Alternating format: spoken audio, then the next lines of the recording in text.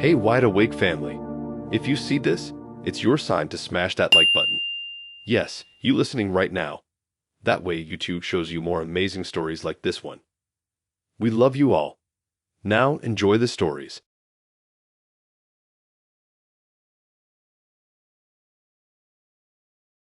I matched with him on a Thursday night.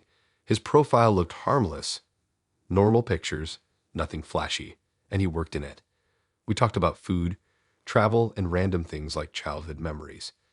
He was funny, too, in that dry way that made conversations flow without effort. After a few days of texting, he asked to grab dinner. I said yes, mostly because I'd been bored, and he seemed grounded. We met at a small Italian place about 20 minutes from my flat. He was already there when I arrived, sitting by the window. He stood up when he saw me, smiling like he'd been waiting for hours. The dinner was fine. Not amazing, but not awkward either. He told me stories about work, about annoying coworkers, and his old boss. I talked about how I'd just moved into a new place and was still getting used to living alone. That part seemed to catch his interest. He kept asking about my flat, which floor it was, if I had a balcony, how quiet the building was. I didn't think much of it. I just thought he was making small talk. The only thing that felt slightly weird was how calm he was when silence hit. Most people try to fill it, but he'd just stare at me, smiling faintly, like he was reading something off my face. It wasn't creepy at the time, just odd. He paid for dinner, even though I offered. He said he had a head off, but that he'd get an Uber outside. It was a chilly night, and I remember walking back to my car thinking about how uneventful it all was. No sparks, no disasters, just average. When I got home, I showered, changed into my hoodie, and started cleaning a bit before bed. My phone pinged. Doorbell cam. I thought it was maybe a package or a fox, since my building entrance faces the street, but when I opened the app, I froze. It was him, the same guy I'd just had dinner with. Standing on a landing right outside my flat. I live on the third floor, so you don't just end up there unless you know where you're going. He was looking down at something in his hand, a small bunch of keys. He tried one, then another. My stomach dropped. He wasn't drunk. He wasn't confused. He was calm.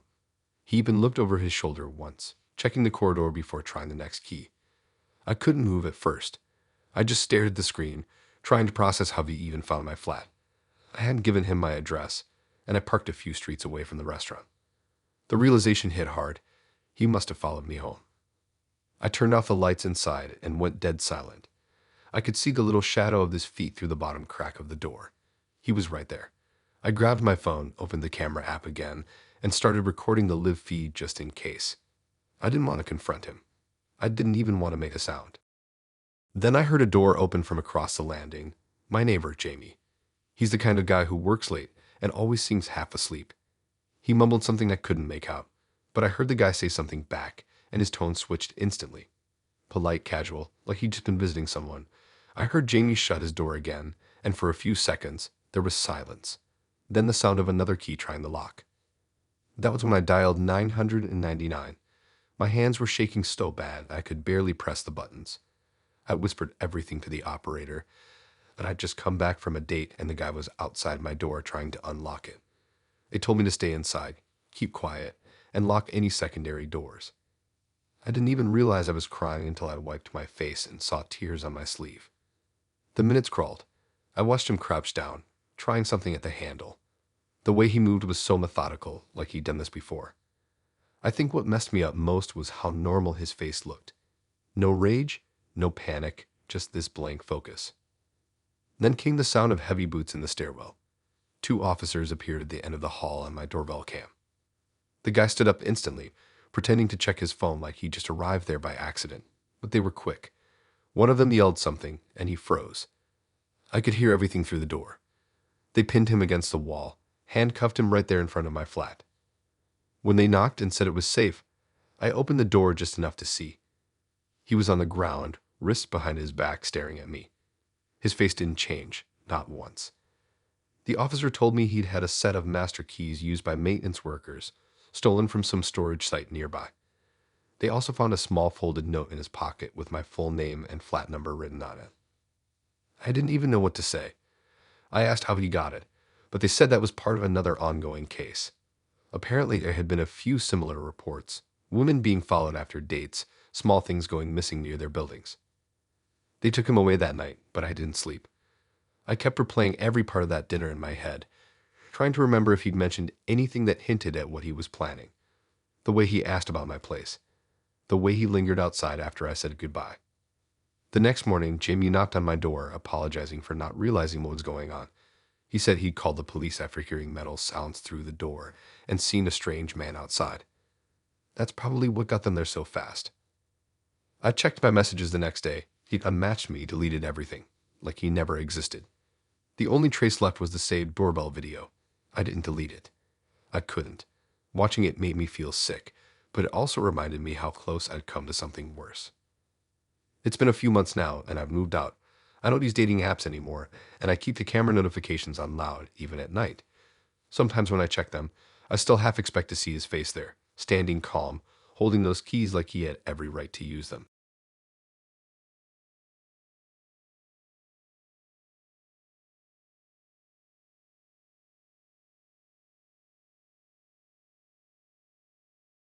I still don't really know what his plan was that night. I've gone over it 100 times in my head, trying to piece together what he thought was going to happen.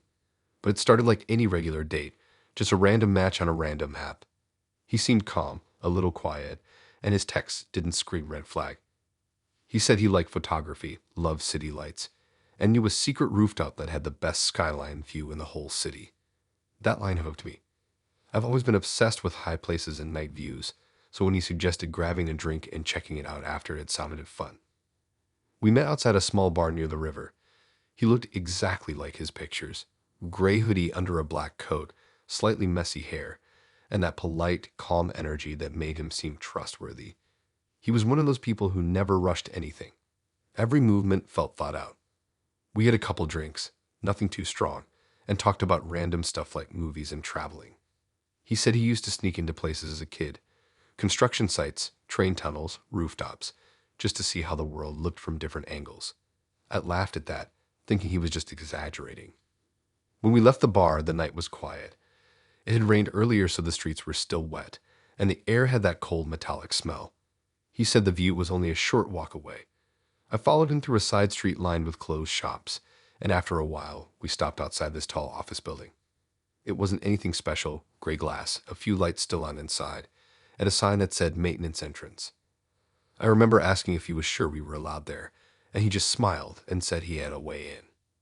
He led me around the back to this small door. It looked like one of those emergency exits, but it wasn't locked. He pushed it open like he'd done it before. That should have been my cue to leave, but I didn't. I told myself maybe it was part of the adventure. Inside was dark except for a few security lights glowing green. The hallway smelled like metal and cleaning supplies. My boots squeaked on the floor as we walked. We took the stairs up. A lot of them. Each floor had signs for different offices, all empty at that hour. He didn't talk much, just kept glancing back to make sure I was still behind him. I noticed at one point he was breathing heavier than before, like he was nervous. He stopped at the top floor and pushed another door open. Cold air hit my face immediately. We were on the roof. The city stretched out in front of us, all lights and fog. It was honestly beautiful for a second. I walked toward the edge a little, taking it in, but then I noticed he wasn't beside me anymore. He was crouched near this small glass dome thing in the center of the roof, a skylight. I didn't think much of it until I saw him take out a screwdriver. He started prying at the metal frame around it, slow and careful. I asked what he was doing, trying to keep my voice light, but he ignored me. He was focused, too focused. I stepped closer, and that's when I noticed his coat pocket open. Inside was a small flashlight, gloves, and something that looked like pliers. My stomach dropped. It hit me that he wasn't just trying to show me a view. He was trying to get inside. I backed up a bit, pretending to check my phone, trying not to make it obvious I was freaked out. I typed out a message to my friend, but there was no signal. He finally looked up and told me to help hold the skylight cover, said it was heavy. I told him no, and his face changed instantly. The polite, quiet guy I'd met was gone. His eyes went cold and flat. He stood up slowly, still holding the screwdriver like it was nothing. Before I could move, a loud beep echoed through the air. Then a voice came over a speaker somewhere, security. They must have spotted us on a camera. I froze. He didn't even flinch at first. He just stuffed the screwdriver back in his coat and whispered something under his breath. Two lights came on near the stairwell door, then the heavy sound of footsteps. Building security burst out onto the roof. There were two of them, both older men in uniforms, shouting questions. I stepped back fast, explaining I didn't know what was happening. The guy tried to play it cool, saying we'd just come up to look at the skyline, but they didn't buy it. One of them pointed at the skylight, which now had scratches all around the edges. They told us to stay where we were. The guy still had his hands in his pockets. One guard moved closer and told him to take them out. He didn't. The other guard reached for his radio, and that's when the first one pulled a small baton. The guy finally lifted his hands slowly. A bag dropped from his coat pocket, black canvas, heavy looking. When they opened it, everything inside clanked. Pliers, wire cutters, screwdrivers, gloves, a folded crowbar, and a flashlight. One of the guards looked at me and said I might want to stay back. I didn't argue. I just stood there, heart racing, while they called the police. The whole time he didn't run, didn't shout. He just stood there like he was waiting for it. I watched his expression. Blank, no fear. It was like he'd accepted something I didn't understand. Police arrived about 10 minutes later. The officers cuffed him right there, asked me a few questions, and looked over the roof for damage. I told them everything, how I met him. Alpi said it was a view. They asked if I knew he had tools. I said no, obviously. One of them said the same guy had been seen near another office building a week earlier. They suspected he'd been breaking into offices after hours, probably stealing equipment. I gave my statement and they let me go. I walked home alone, trying to process everything. The streetlights looked too bright. The air felt colder than before. Every time I replayed it, I felt stupid for following him. Not because I trusted him, but because it didn't even cross my mind that someone would use a first aid to case a building. When I got home, I deleted the app completely. I couldn't stand the idea of seeing another profile photo after that. I Googled his name later when the police sent me the report, but nothing came up, just like he never existed. The weirdest part was that he never seemed angry. Not once. It was all so calm, like the whole thing was just another part of his routine. And maybe it was.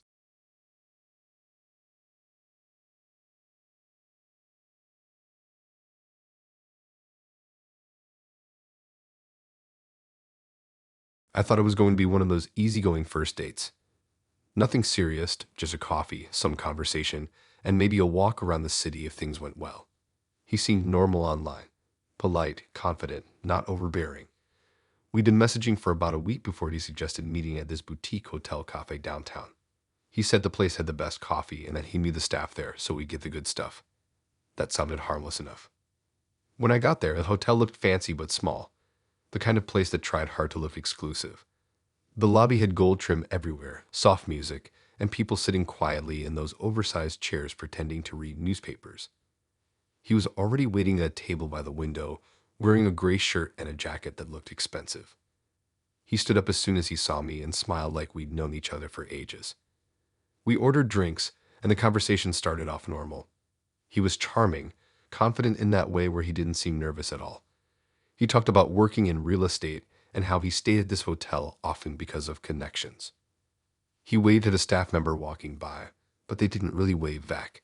I noticed it, but I brushed it off, thinking maybe they were just busy. The coffee came, we talked about travel and random things, and after about an hour he suggested we check out the rooftop lounge. He said it wasn't open to the public that night, but that he knew the staff and could get us up there for the view. I hesitated at first. It sounded sketchy, but he was so casual about it that I didn't want to seem uptight.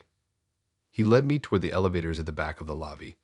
The walls had mirrors, and the lighting made everything look slightly dim.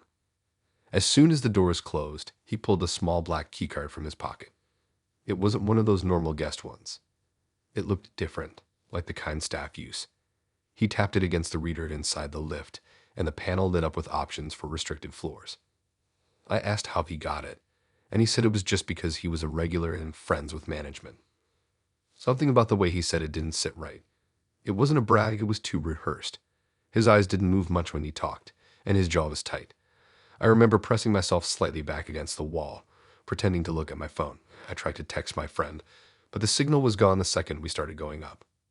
He selected the top floor, and the elevator started moving slow. There was no music, no sound except the hum of the cables. I could see his reflection in the mirror. He kept checking the panel, tapping his fingers like he was counting seconds. I told myself maybe he really did know someone. Maybe I was overthinking it, but my stomach was tight the entire time. Then the elevator stopped. Not gently either. It jolted slightly and went dead silent. The lights stayed on, but the doors didn't open. He looked confused for a second, then annoyed. He pressed a few buttons. Nothing happened. I could hear faint talking through the speaker above the buttons, and then a man's voice came through asking if everything was okay. The guy answered like he worked there, said he was taking a guest to the rooftop. The voice paused and then said that the elevators had been locked remotely and that security was on their way up. I'll never forget the look on his face when he heard that. It wasn't panic. It was pure calculation. He turned slowly toward me and said something about how it was probably a mistake, but his hands went straight into his coat pockets.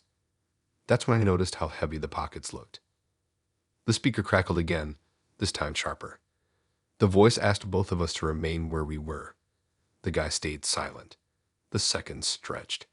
He started breathing heavier, eyes darting between the doors like he was weighing his options. My pulse was going crazy. I could hear footsteps through the metal, like people were gathering on the floor above or below us. After a minute, the elevator started moving again, but this time it went down. Fast. Neither of us touched anything. He cursed under his breath and backed into the corner. I just stood still, gripping my phone so tight my hand hurt. When the doors opened, 2 hotel security guards were standing there waiting. It looked serious, not like regular lobby staff. One of them told me to step out first. The guy didn't move at first. He kept one hand in his pocket. The other guard stepped forward, telling him to take his hands out. He hesitated, then slowly lifted them. When he did, something small and black fell out. Another keycard. It slid across the floor. The guard picked it up and looked at it, then at him, and asked where he got it. He didn't answer.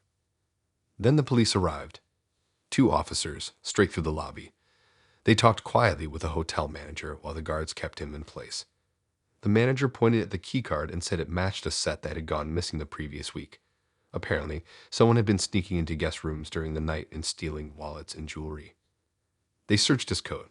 I stood there shaking, watching as they pulled out a small black bag with tools, wire cutters, gloves, a flashlight, and a phone with no case. The whole lobby was silent except for the sound of zippers and radios. He didn't say a single word. Not to them, not to me. He just kept that calm, dead stare like none of this mattered. The police cuffed him right there. One officer asked me to confirm how I knew him, and I told him it was just a date from an app. They wrote my statement down, asked if he'd said anything about working there, and I told them exactly what he said. The manager looked furious. He said the keycard was for maintenance access, meaning he could have opened nearly every door in the building. They took him out through the side exit, and I sat in the lobby shaking, trying to process it all. The manager brought me water and apologized, even though none of it was his fault.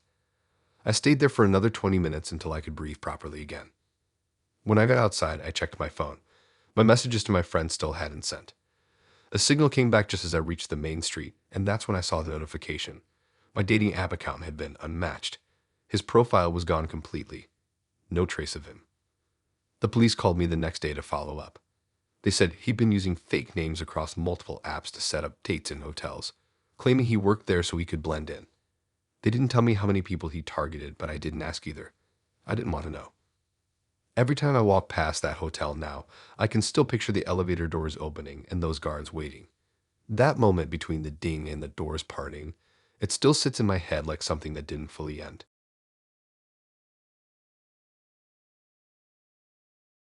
Hey guys, really sorry to interrupt. If you're still listening, then you're enjoying the story so far. And if you are enjoying, then please hit that like button. That's all I ask of you. Thanks so much. Now back to the stories.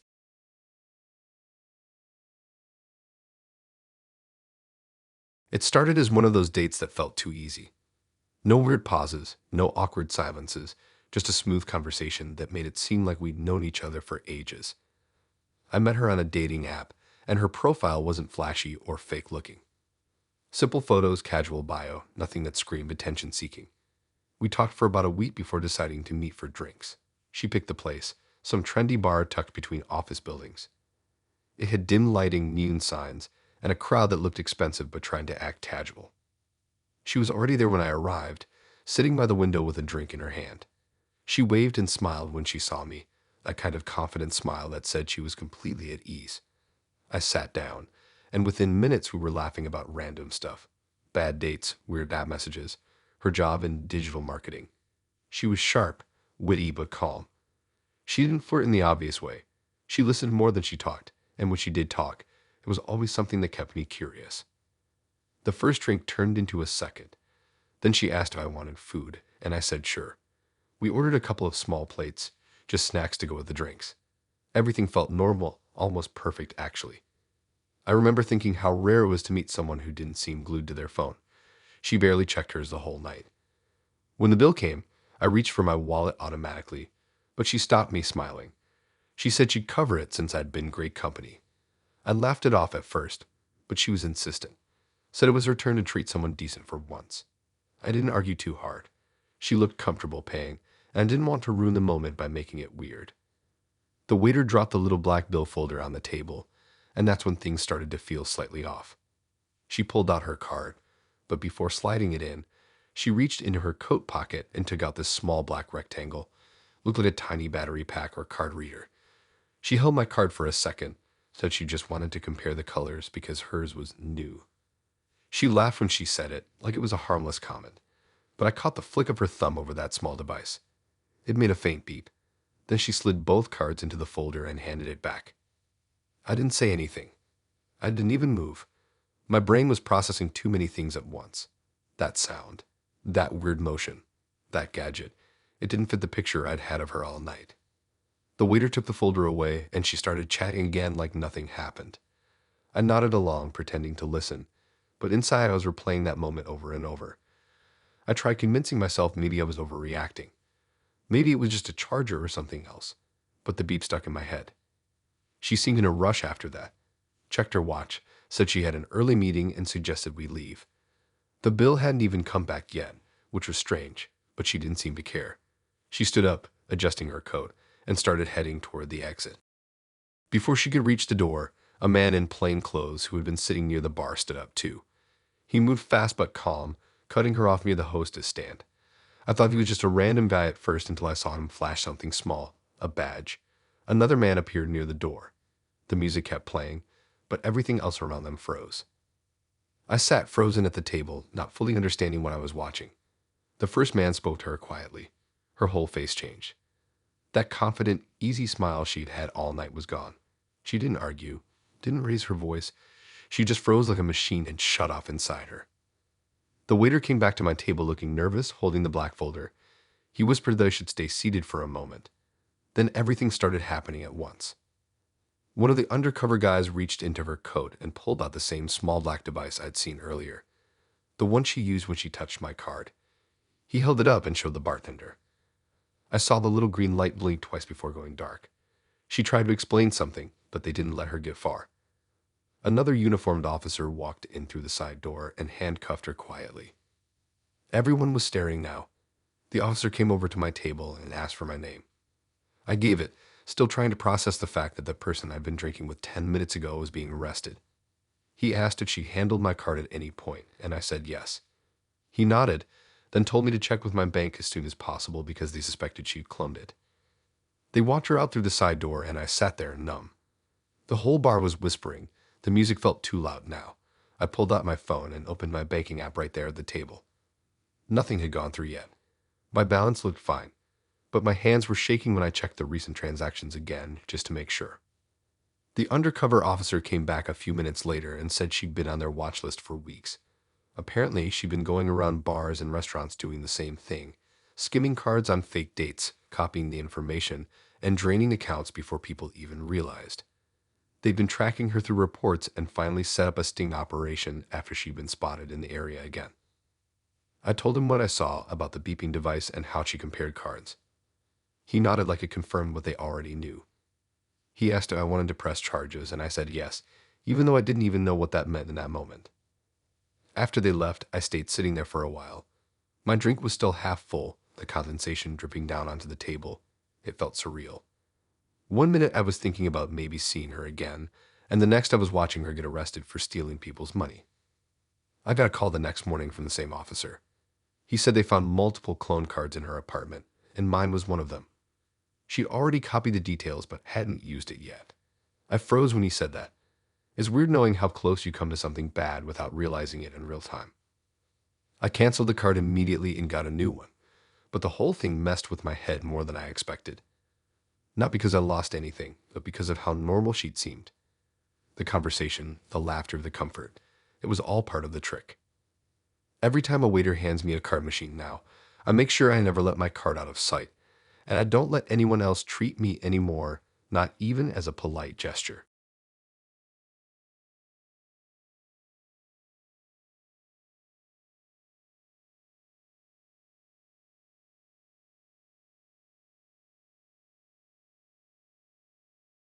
I didn't even want to go on that date. My friend had pushed me into it, saying the guy was polite, funny, worked in law enforcement, and was the kind of man who opened doors and ordered for you without being weird about it. That last part ended up being true, but not in the way she thought. We met outside a small burger place near the main road. He looked completely normal. Clean haircut, buttoned shirt, decent shoes, that quiet kind of confidence that made you think he had his life sorted. He hugged me like we'd known each other for months and asked if I wanted to go for a quick drive before eating. I didn't think much of it. The evening was warm, and I figured a drive sounded better than sitting in a noisy restaurant right away. His car was spotless. Not new, but clean and organized. There was a badge-shaped keychain hanging from the mirror, which I thought was just aberration. He told me he worked with the city, helping with safety inspections or something close to that. It was vague, but I didn't push. We talked about small things, music, work, how bad traffic usually was in this part of town. That's when it started. We had a long line of cars at a traffic light. Everyone was honking. He sighed, reached into his jacket pocket, and flashed what looked like a police badge through the windshield. He didn't even hold it up for long, just a quick flash before pulling into the opposite lane and driving past the line of cars like he had permission. I thought it was a joke. I even laughed, but he didn't. He said he was on call sometimes, and they didn't mind him doing it. My stomach dropped because there was nothing funny in the way he said it. It wasn't bragging. It was matter of fact, like this was normal for him. Cars were honking at us as we passed. He ignored them. I sat quiet, pretending to scroll my phone, but my hands were sweating. The badge had looked real, silver with an engraved emblem and numbers. I started wondering if he actually was a cop. But then, why would someone working in law enforcement use a date night to flash a badge for fun? We made it through the junction, and he turned onto a quieter road that ran along the river. The city lights reflected on the water, and for a few seconds it felt calm again. I tried to change the topic, but before I could, blue lights appeared in a rearview mirror. A patrol car was right behind us, sirens off but lights flashing. He cursed quietly and pulled over. I thought maybe they'd wave him off when they realized who he was. But instead, both officers got out, one on each side, and their body cams were already blinking red. He rolled the window down halfway, leaning out with a confident smile. He greeted them like colleagues, even threw out a "hey" on one-of-you kind of tone. The officer didn't smile back. He asked for ID and the badge. The air went heavy. He hesitated for a second too long before pulling the badge from his pocket. I saw it properly this time. It wasn't like the standard police ones. It looked slightly off, thinner metal, duller edges, and the city logo was printed instead of embossed. The officer held it under his flashlight, silent for a few seconds, then stepped back. The second officer leaned in closer to my window and asked if I knew who he was.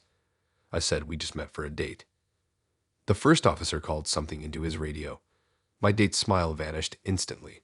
His fingers tapped the steering wheel hard, and he kept muttering things I couldn't make out.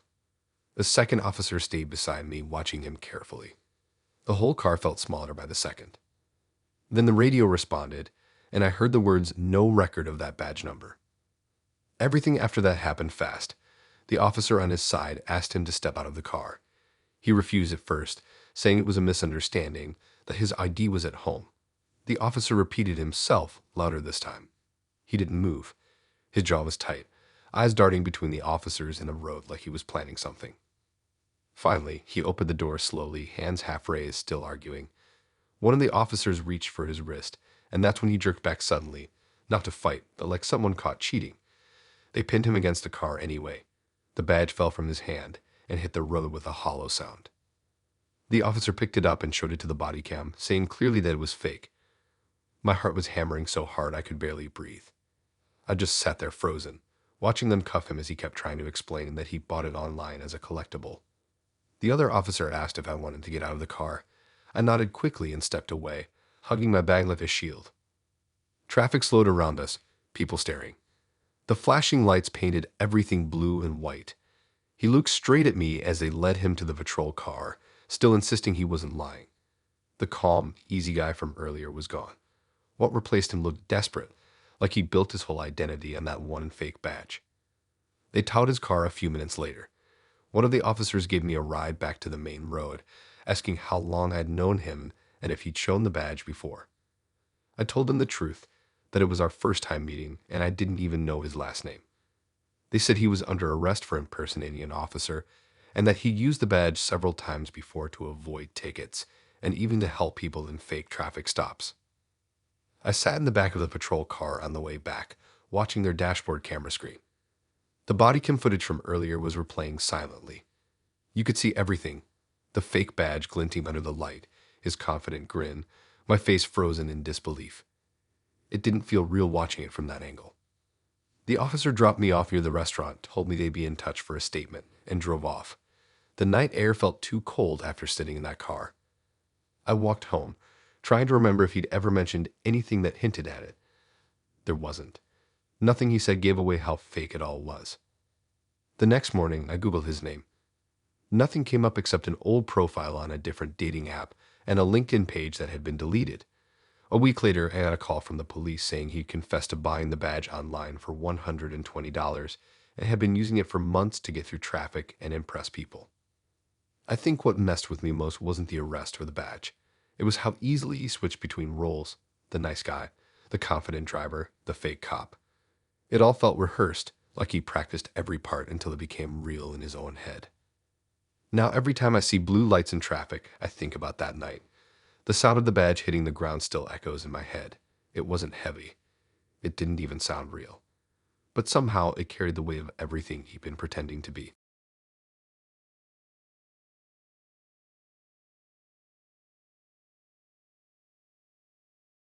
I thought it was meeting her for drinks. That's what the message said. But when I got there, she was standing outside this art gallery instead, dressed like she actually belonged there. She smiled like I was late even though I was on time, and said she'd gotten us into some exclusive opening. I didn't really care where we went, so I followed. The gallery wasn't big, but it looked fancy. White walls, too much glass, people pretending to care about paintings while sipping champagne. The kind of place where no one laughs above a whisper.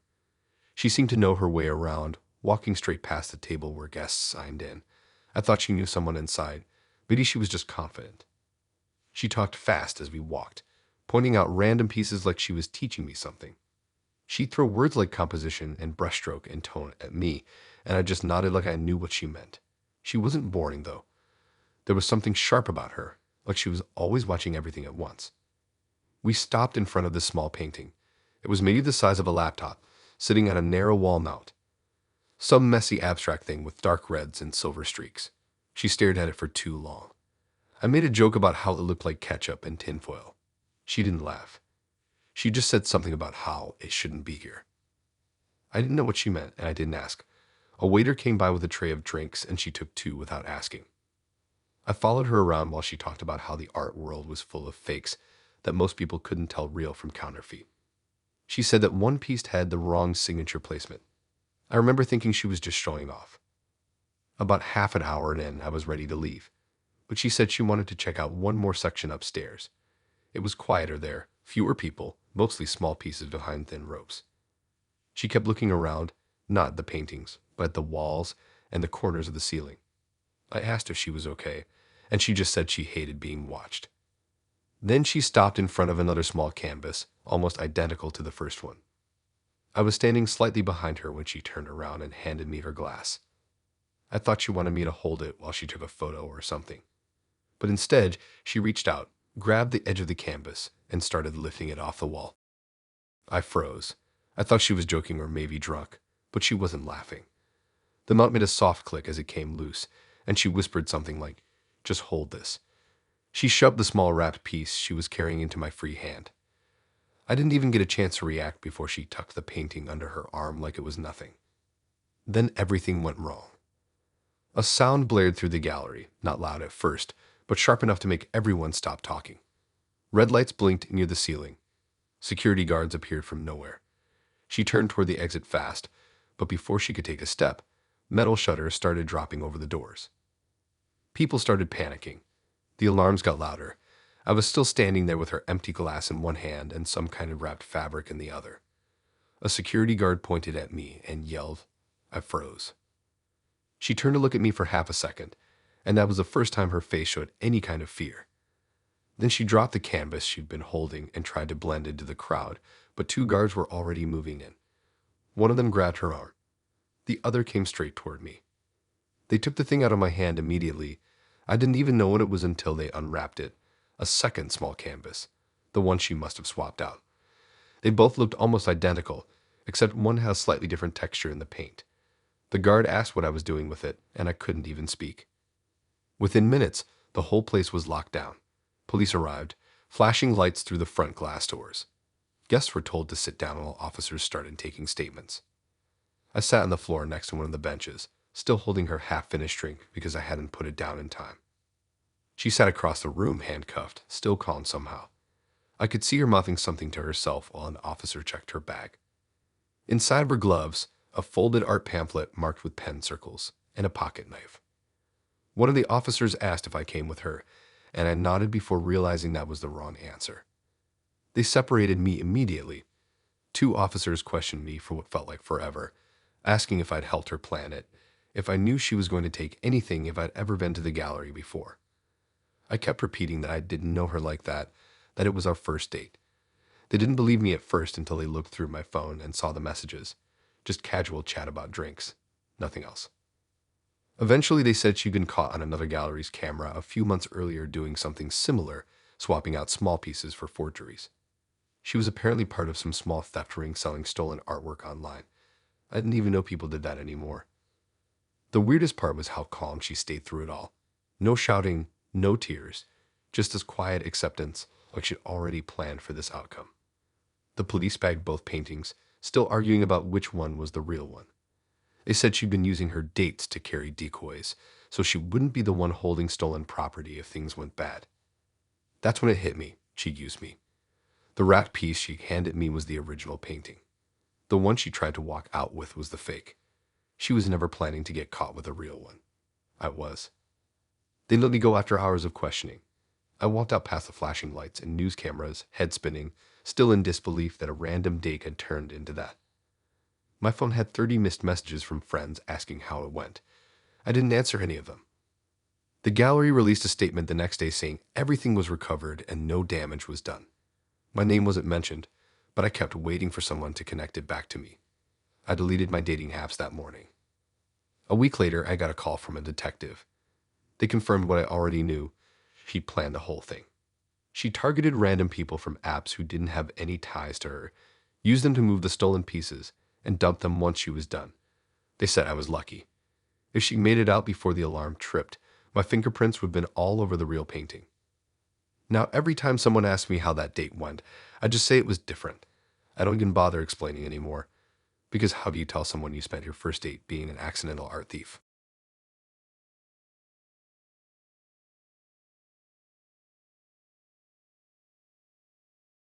I thought it was going to be one of those weirdly cool first dates that end up being a story to laugh about later. He was one of those people who talked a lot about urban exploration. He said he liked going to forgotten places, old factories, tunnels, and abandoned houses. His pictures online backed it up, full of dusty staircases and graffiti. I thought it was strange, but at least it wasn't another dinner or movie. Something about the way he talked made it sound adventurous, not creepy. He said we'd go exploring after midnight because that's when security never checks and the city feels empty. I remember hesitating but saying yes anyway. It sounded harmless, and he kept saying it was just for the photos. He picked me up just before midnight in an old SUV that smelled like earth and metal. There were tools in the back, flashlights, ropes, gloves, even a shovel. I laughed when I saw it, thinking it was just props for photos. We drove for about 40 minutes, leaving the main streets behind until the streetlights disappeared. The windows fogged slightly from the cold, and he had a small speaker playing old rock songs quietly. He seemed calm, too calm for someone about to sneak into a place. When we finally stopped, it wasn't a warehouse or tunnel. It was a graveyard. Not one of those tiny local ones either, a huge one spread out along the edge of a field, the kind with old stone angels leaning sideways and faded names on crooked slabs. I asked him why here, and he said it was just part of a route, that the graveyard backed onto an old caretaker's building that had been abandoned for years. We hopped the small gate easily. The night was dead quiet, only wind moving through dry grass. My flashlight caught the edge of names carved into headstones, the light sliding over cracks and moss. He walked fast, like he'd been there before. I followed behind, heart pounding, still pretending I wasn't freaked out. We passed rows of graves until he stopped near the far corner where the ground sloped down. There was a patch of fresh dirt there, darker than the rest, marked by a temporary wooden cross instead of stone. The tag at the top had a date from only a week ago. I remember the way he just stood there staring at it. He took off his backpack and pulled out gloves and a small spade. He looked serious now, no trace of the playful energy from before. I asked what he was doing, and he said something about proving a theory. His hands were already in the dirt before I could even process it. At first, I thought maybe he meant something small, like checking for an old tunnel or a hidden relic. But the deeper he dug, the more it felt wrong. The sound of metal hitting soil echoed too loudly in the quiet night. He wasn't talking anymore, just digging. After about 5 minutes, I told him we should stop, that it wasn't funny. He didn't even look up. He said he'd been here the week before and marked this spot for a reason. That line stuck in my head. Mark this spot. That's when I noticed the faint white X sprayed on the corner of the wooden cross. It wasn't part of the grave markings. It was paint. He had marked it himself. The air felt heavier suddenly, like the world realized what he was doing before I did. I started backing up, saying we needed to go. He said we were almost done, that it wouldn't take long. Then he hit something solid. It was a hollow sound. Not wood exactly, something in between. He dropped to his knees and brushed the dirt away faster. My flashlight caught something glinting under the soil, metal or glass. I couldn't tell. My chest felt tight. That's when the blue lights appeared.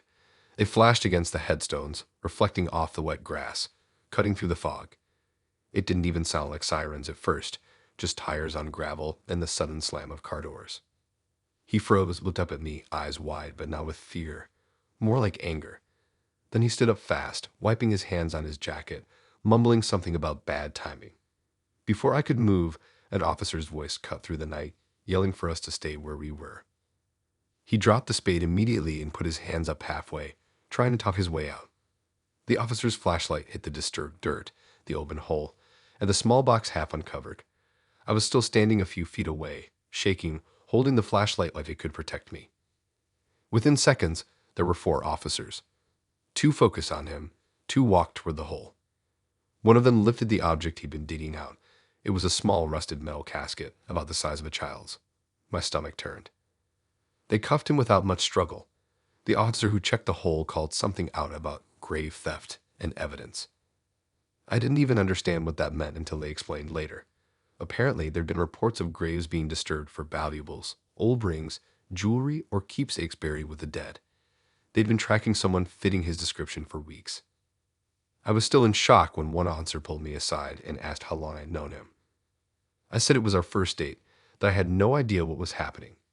He believed me after checking my phone and seeing the chat history. Still, they made me stay while they photographed everything. The flash from the cameras kept lighting up the graves like lightning. He didn't say a single word the whole time they searched his car. When they opened the back, they found more tools, larger shovels, gloves, and small cloth bags with tags inside. Evidence bags, the kind that hold personal items. One officer whispered to another that they'd found jewelry matching stolen reports. They rid him his rights while he stood there covered in dirt, not even fighting it. I kept staring at the ground, trying to pretend the dark patch of soil wasn't shaped like an open wound. They drove him away while I gave my statement, and I could still see the blue lights flickering across the headstones long after the car disappeared. The graveyard went quiet again, except for the wind. When I finally got home, my shoes were still muddy and the smell of soil clung to my clothes. I washed them 3 times before throwing them away. I Googled his name the next day. It was in the news already. He'd been wanted for months under multiple aliases, caught selling stolen artifacts and jewelry from burial sites online.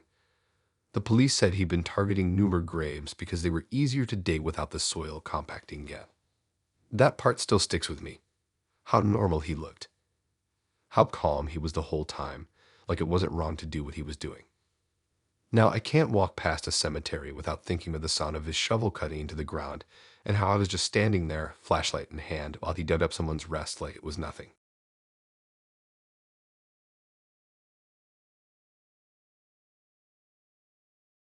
It started out as one of those sunny afternoons that doesn't feel like anything bad could happen. I met her outside a small cafe near the park. She was dressed casual, denim jacket, big sunglasses, confident smile. She had this playful energy that made it hard not to like her right away. We talked for about a week online, and she said she loved animals, so when she suggested walking through the weekend pet fair nearby, it sounded perfect.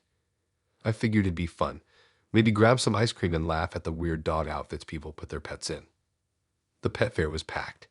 Dozens of stalls, tents, and small fenced areas where breeders showed off puppies. The air smelled like popcorn and shampooed fur. Kids were running everywhere, people snapping pictures, dogs barking. She seemed completely in her element.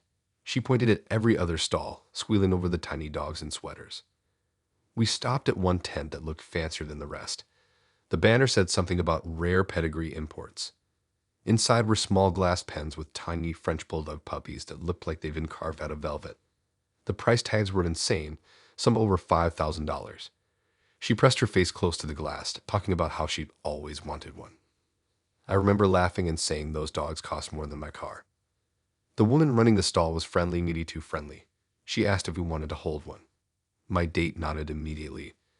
The woman opened the glass pen and handed her this tiny gray puppy with wrinkled skin and bright blue eyes. She melted instantly, holding it close and taking selfies with it. I stood beside her, watching her switch angles, fixing her hair, turning her head toward me to get the dog in the shot. I noticed another woman nearby, short, wearing a black hoodie even though it was hot. She stood by the corner of the stall, pretending to scroll on her phone but glancing around a lot. I didn't think much of it at first. The place was full of random people. My date asked me to take a few pictures of her with the puppy. I took her phone and started snapping shots while she posed.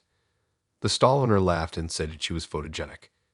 Everyone was distracted by her at that point. Her laughing, the puppy squirming, the camera clicking. Out of the corner of my eye, I caught movement. The woman in the hoodie was crouched near one of the other pens. Her hand slid through the gap in the door, quick and practiced. She lifted a small white puppy out and tucked it under her arm, hidden under the fabric. It didn't register right away. My brain didn't even process what I was seeing until she started walking away. Calm, not running, just slipping into the crowd. I opened my mouth to say something but hesitated. I thought maybe it was part of the staff or someone returning a dog. But then my date's tone shifted. She handed the puppy back to the stall owner quickly and said she'd be right back. Before I could ask where she was going, she disappeared toward the same direction as the woman in the hoodie. I stayed there awkwardly, the owner still smiling and talking about the dogs. I kept glancing around, waiting for my date to come back, but she didn't. A few minutes passed before I noticed something off. The white puppy that had been in the pen earlier was gone. The one she'd been showing the customers right before us. The owner noticed too. She started looking around, calling to another staff member. Then her tone changed completely. Panic. She was counting the dogs under her breath. She grabbed her phone and started yelling for someone to close the tent flap. The energy shifted in seconds, laughter gone, replaced by shouting. That's when I saw my date again, near the back of the fair. She was talking to the hoodie woman beside a parked van. I only noticed because of her denim jacket and the way the sun hit her hair. The woman opened the van's side door just enough to show a crate inside. My date handed her something small wrapped in a towel.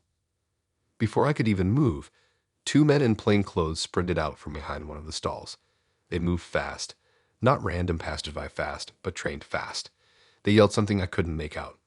My date froze, then tried to back away, but it was too late. Both of them were tackled near the van. The towel dropped. The puppy rolled onto the ground, confused but unharmed. The whole fair stopped. People stared. A few screamed. The officers identified themselves quickly, plainclothes police, part of some local operation. They cuffed both women on the spot. My date tried to talk, but the officer just told her to stop moving. One of the other officers came over to me while I stood frozen by the stall. He asked if I was with them. I couldn't even answer at first. My voice came out shaky when I said I'd just met her for a date. He looked at me for a long second, probably trying to figure out if I was lying. Then he nodded slowly and told me to wait where I was. They questioned me for almost an hour while animal control and more police showed up. Turns out the department had been tracking a small group of people stealing expensive pedigree dogs from fairs and breeders.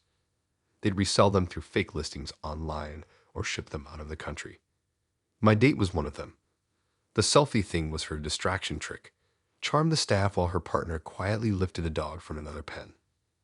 The van they were using had multiple crates inside, some empty, some already holding stolen dogs. They'd been working the fair circuit for weeks, switching cities. I stood there listening while the officer explained all this, feeling like the world had tilted sideways. She looked completely different once they put her in the back of the police car. The bright, confident smile was gone. She kept her head down, hair covering her face, hands cuffed behind her back. The puppy she handed over was sitting with an officer, tail wagging, oblivious to what had just happened. The owner of the stall came over later to thank the officers, still shaking. She hugged the puppy like it was her child. I stood there, still trying to process that the girl I'd met online was part of a dog theft ring. The same girl who'd laughed about loving animals had been stealing them. When they finally let me go, the fair was almost empty. The sun was setting, the rides shutting down, and the smell of popcorn hung in the air. I walked back to the cafe where we'd met, just staring at the ground, feeling stupid but also weirdly numb. I didn't tell anyone for a few days. When I finally checked the news, it was there. 2 arrested in pet fair theft sting. Her face was blurred in the photo, but I knew it was her. They said she'd been involved in at least 8 thefts. Now, whenever someone mentions dogs, I think about how small that puppy felt in her hands, how normal she'd looked, and how everything can look fine until it isn't.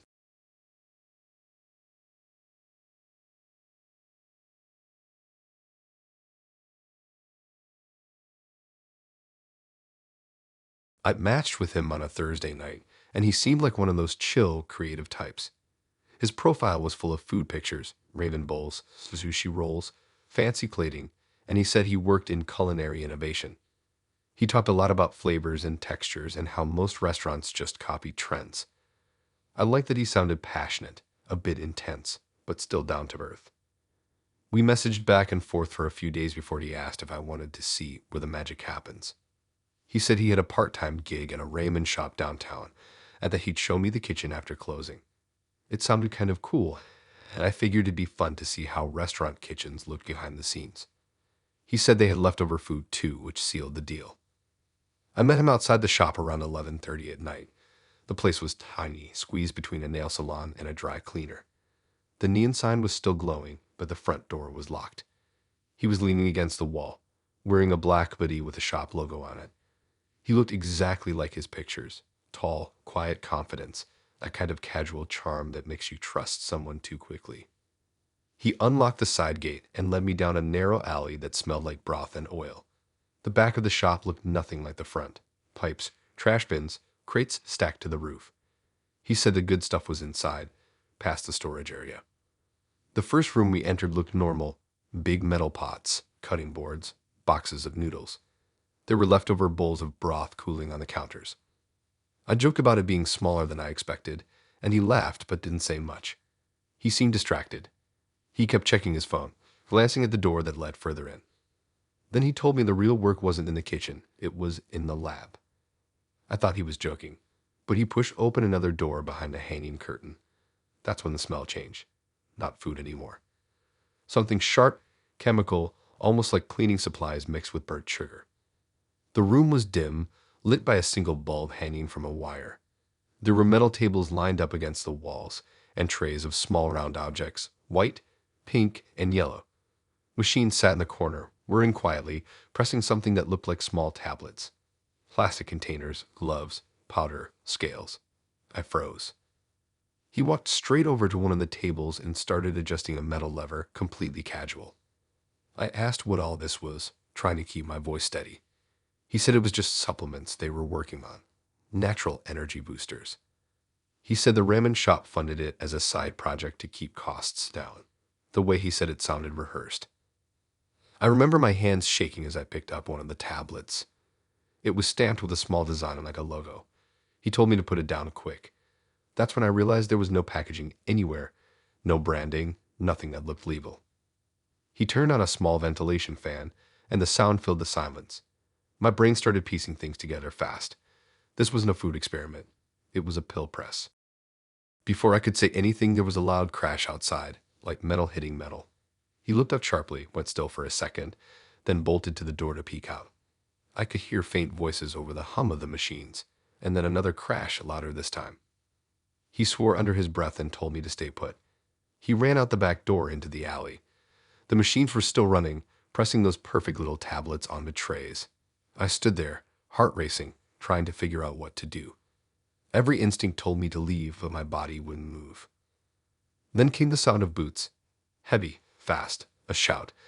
The next thing I heard was the slam of a metal battering ram hitting the side door. The wall shook. Another hit, and the lock snapped. The door flew open, and the room flooded with flashlights and shouting. Police poured in, yelling for everyone to get down. I barely had time to raise my hands before one of them grabbed me and pulled me to the floor. Powder from the tables puffed into the air.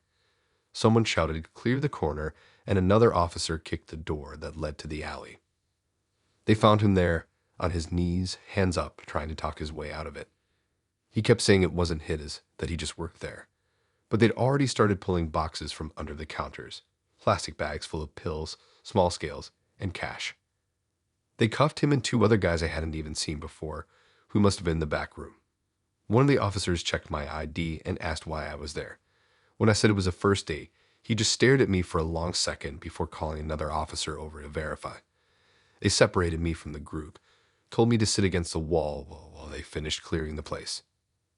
I could hear the machines being turned off, one by one, until the room went quiet again, except for radios and muffled talking. The smell of the chemicals felt even stronger now that the fan was off. One officer explained later that they'd been tracking the operation for weeks. The Raymond shop was a front for illegal pill manufacturing, using the back kitchen as a disguise. They'd been making counterfeit meds and selling them online. My date wasn't just some cook. He was the one running the press at night.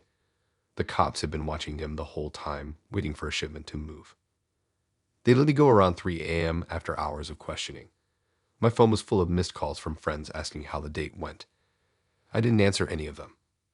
I sat in the back of the patrol car while they gave me a ride back to the main road, watching the flashing blue lights bounce off the Raymond shop sign. The next day, the place was on the news. Downtown restaurant busted in counterfeit drug operation. They showed a photo of the same back alley I'd walked through. His name was in the article, along with charges for manufacturing and distribution. It felt unreal seeing his face on TV, the same face that had smiled at me hours before, holding the door open like a gentleman. The thought that I'd walked right into that setup still makes my chest tighten. Now, whenever I walk past restaurant alleys, I glance at every back door without meaning to. I can still hear the echo of that battering ram slamming into the wall, a sound that ended what might have been the worst first date anyone's ever had.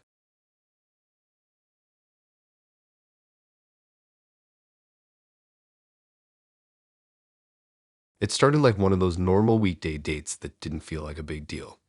We met online, nothing serious, just casual chatting that somehow turned into a plan. She said she was flat hunting for her cousin who lived abroad and joked that it'd be fun to bring me along.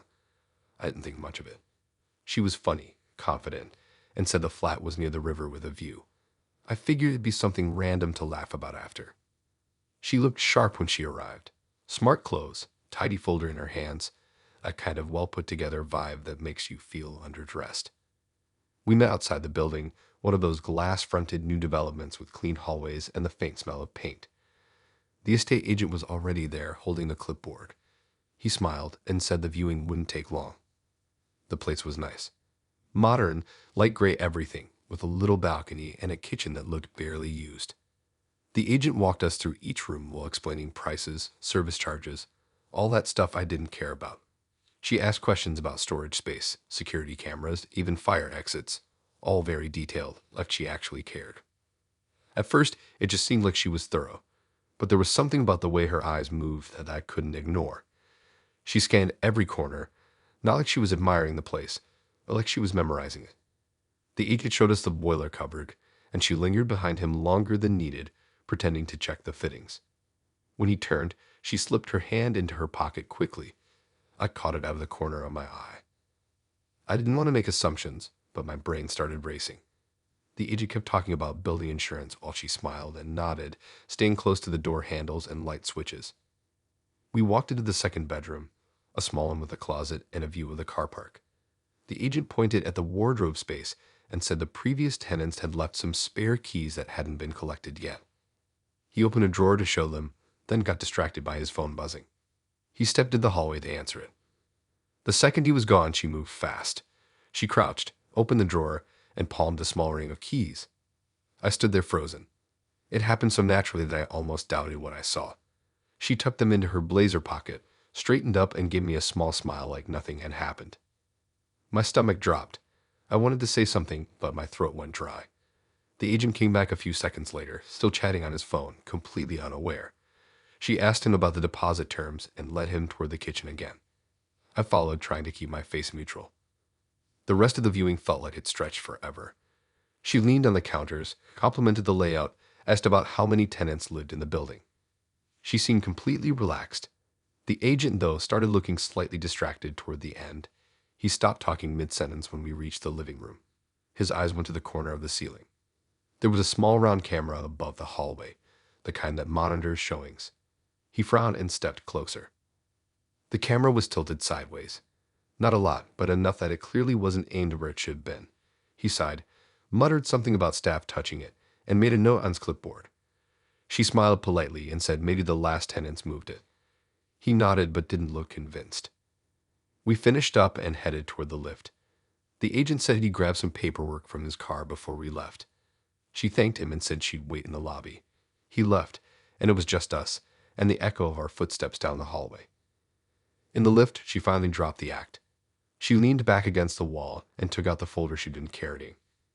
Inside were printed tenancy forms, real-looking ones with a logo, signature lines, and her name already written in. She smirked and said the agent would probably believe she'd already applied. It clicked then. She wasn't looking for a flat. She was trying to fake her way into one. My pulse was pounding in my ears, but before I could respond, the lift jolted slightly. A voice echoed from the lobby, sharp, loud. Then the sound of heavy footsteps. The lift doors opened to chaos.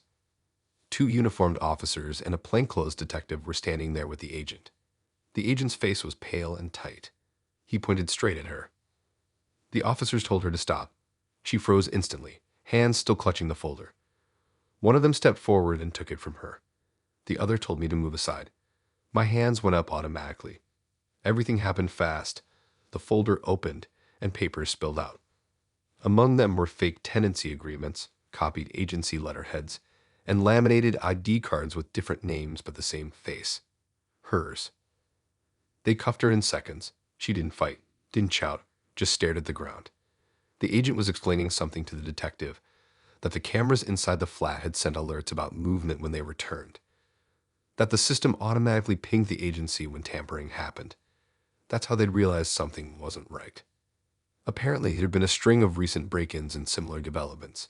People posing as potential tenants, stealing spare keys during viewings, and coming back later to rob the place or rent it out to unsuspecting tenants with forged paperwork. The police let her out through the main doors while I stood there like an idiot trying to process what just happened. The agent came over and asked if I'd known her. I told him the truth, that I met her online and thought this was just a date. He nodded slowly, probably half convinced I was lying. They asked me to give a statement. I told them about the keys, about how she pocketed them when the agent left the room. They said I was lucky. If I'd left the building with her, I might have ended up being seen as an accomplice. After they cleared everything up, I walked outside. She was already in the back of a police car, head down, still expressionless. The lights flashed against the glass buildings, reflecting off her face like she was part of some movie I never signed up for. The agent gave me a small nod as I left, like a silent apology for dragging me into that mess. I walked down the street, the sound of sirens fading behind me. My phone buzzed with a text from her number, but when I opened it, it was already marked as message failed to send. Later that night, I saw her face on a local news article. Woman arrested for property fraud and theft. It said she'd been using fake names to book private viewings across the city, stealing spare keys and using them to rent out flats illegally. The folder she carried was full of forged tenancy documents for properties she didn't own. I still don't know if the flat she showed me that night was her next target or just another job in progress. But every time I walk past a real estate sign now, I think about her walking calmly through someone else's home, pocketing keys like it was nothing.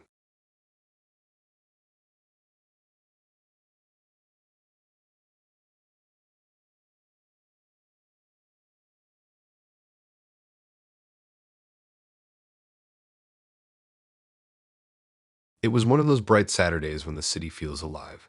Crowds, buskers, food trucks, everything buzzing. I met him outside a coffee shop near the square. He looked casual, hoodie, trainers, that kind of scruffy charm that makes people seem normal. We'd been talking online for a week. He seemed harmless, maybe a bit quirky, but funny enough to keep me interested. He was already holding a plastic bucket when I arrived. White, with a sticker on the side that had the name of a children's charity on it. He said he'd been volunteering since the morning and still had to finish his route. He smiled and said it'd be nice if I joined him before grabbing lunch. I didn't want to sound rude, so I said sure. I figured it'd just be him shaking the bucket a bit, maybe chatting to people. Nothing serious. We walked toward the high street, weaving through crowds. He kept stopping to chat to strangers, saying things like it was a fundraiser for kids' hospitals. People dropped coins and a few even gave notes. I just stood beside him, awkward but impressed at first. He had a way of making people stop, friendly, confident, almost rehearsed. He wore a lanyard around his neck with a laminated ID that had the same logo as the sticker on the bucket. After a while, I started noticing small things. The ID card looked cheap, like it had been printed on normal paper. The logo was slightly blurry, and the text underneath had a spelling mistake in the word foundation. I stared at it too long, and he caught me looking. He laughed and said the charity couldn't afford proper badges for everyone. We stopped near a fountain where a lot of people passed by. He handed me a handful of small stickers with a charity name on them, saying I could give them to anyone who donated. They were just regular stickers, glossy with bright cartoon faces. He told me to hold the bucket while he went to grab a drink. I hesitated, saying I didn't want to mess anything up, but he pushed it into my hands and walked off toward a nearby stall. I stood there for a minute holding the bucket, watching strangers walk past. A few people smiled politely, assuming I was with the fundraiser. I didn't say anything, just stared at the water in the fountain and wished I had gone straight home. That's when a woman approached me. She had a clipboard with the same charity logo, but hers looked cleaner, more professional. She asked me if I was part of the city team. I told her no, that I was just waiting for someone. She frowned, looked at the bucket, then back at me. Her whole posture shifted, less friendly, more firm. She said no one from their organization was supposed to be collecting in this area. My chest tightened. I tried explaining that it was my date, that he said he worked for them. Her face went pale. She said the group had been dealing with copycats using their name to scam people. She asked where he went, but before I could point, he was already walking back. The look on her face when she saw him said everything. She didn't even hesitate. She took out her phone and stepped aside, dialing fast. He noticed her immediately and froze mid-step. His expression dropped for the first time all day. Then he started walking quicker, eyes darting around like he was scanning exits. I held out the bucket, unsure what to do, and he said I should give it back to him. My gut screamed no, but my hand moved anyway. Just as I started to pass it over, a shout echoed from behind us. Two uniformed officers were crossing the street fast, people moving out of their way. The woman waved at them, pointing straight at him. He dropped the fake smile and started backing away, one hand still reaching for the bucket. The officers closed in. One of them told me to step aside. He tried to talk his way out of it, saying it was a misunderstanding, that he had a permit in his bag. They didn't listen. One of them grabbed the bucket from his hand before he could react. Coins rattled everywhere. The other officer opened the lid and pulled out a wad of stickers identical to the ones he'd given me. They were all printed on cheap paper. A smaller envelope inside had cash, lots of it. People had stopped walking. A small crowd gathered, whispering and filming on their phones. I stood frozen next to the fountain while they questioned him. The woman from the charity stayed close, talking quietly to one of the officers, showing them something on her phone, probably the permit list. He kept insisting he was legit, but the officer holding the bucket said the stickers were counterfeit. They even peeled one off to show the difference. The logo of the font was wrong, and the charity registration number didn't exist. He tried to hand me the folder from his bag, saying I could explain everything, but the officer stopped him. That was when I realized the folder was full of donation forms with made-up signatures and fake ID cards like the one he'd been wearing. They cuffed him right there, beside the fountain, while he stared down at the coins rolling away on the pavement. The sound of them bouncing off the stone was weirdly loud. The woman came over and apologized to me, even though none of it was her fault. She said people like him made it harder for real charities to raise money. She asked if I knew him well, and I told her the truth, that it was our first date. The officers took my name and contact details just in case they needed a statement. They found more fake stickers and envelopes of cash in his backpack. One of the officers said he'd probably been working different parts of the city all week, pretending to be from charities, collecting cash, and vanishing before anyone could report it. The whole time, he didn't look angry, just cold, like he'd already accepted getting caught. The weird part was how he kept glancing at me, not apologizing, not explaining, just staring like I was the one who'd ruined it. They put him in the police car and drove off, siren echoing down the street. The woman thanked me again and left to call her supervisor. I just stood there with my hands shaking, still holding one of the fake stickers he'd given me earlier. It felt sticky and cheap in my fingers, like plastic pretending to be something real. I walked home after that, ignoring every message notification on my phone. Later that night, I Googled his name. It didn't take long to find a news article from last year. Same guy, different city, same setup. Arrested for charity fraud. The photo was blurry, but the bucket looked exactly the same. I threw the sticker in the bin that night, but it took days before I stopped checking street collectors twice before walking past them. It's strange how someone can make doing something good feel so wrong.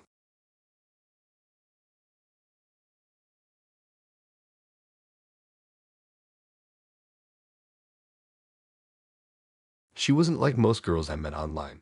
She didn't talk about restaurants or coffee shops. She talked about places after hours, the kind of stuff that sounded too bold to be true.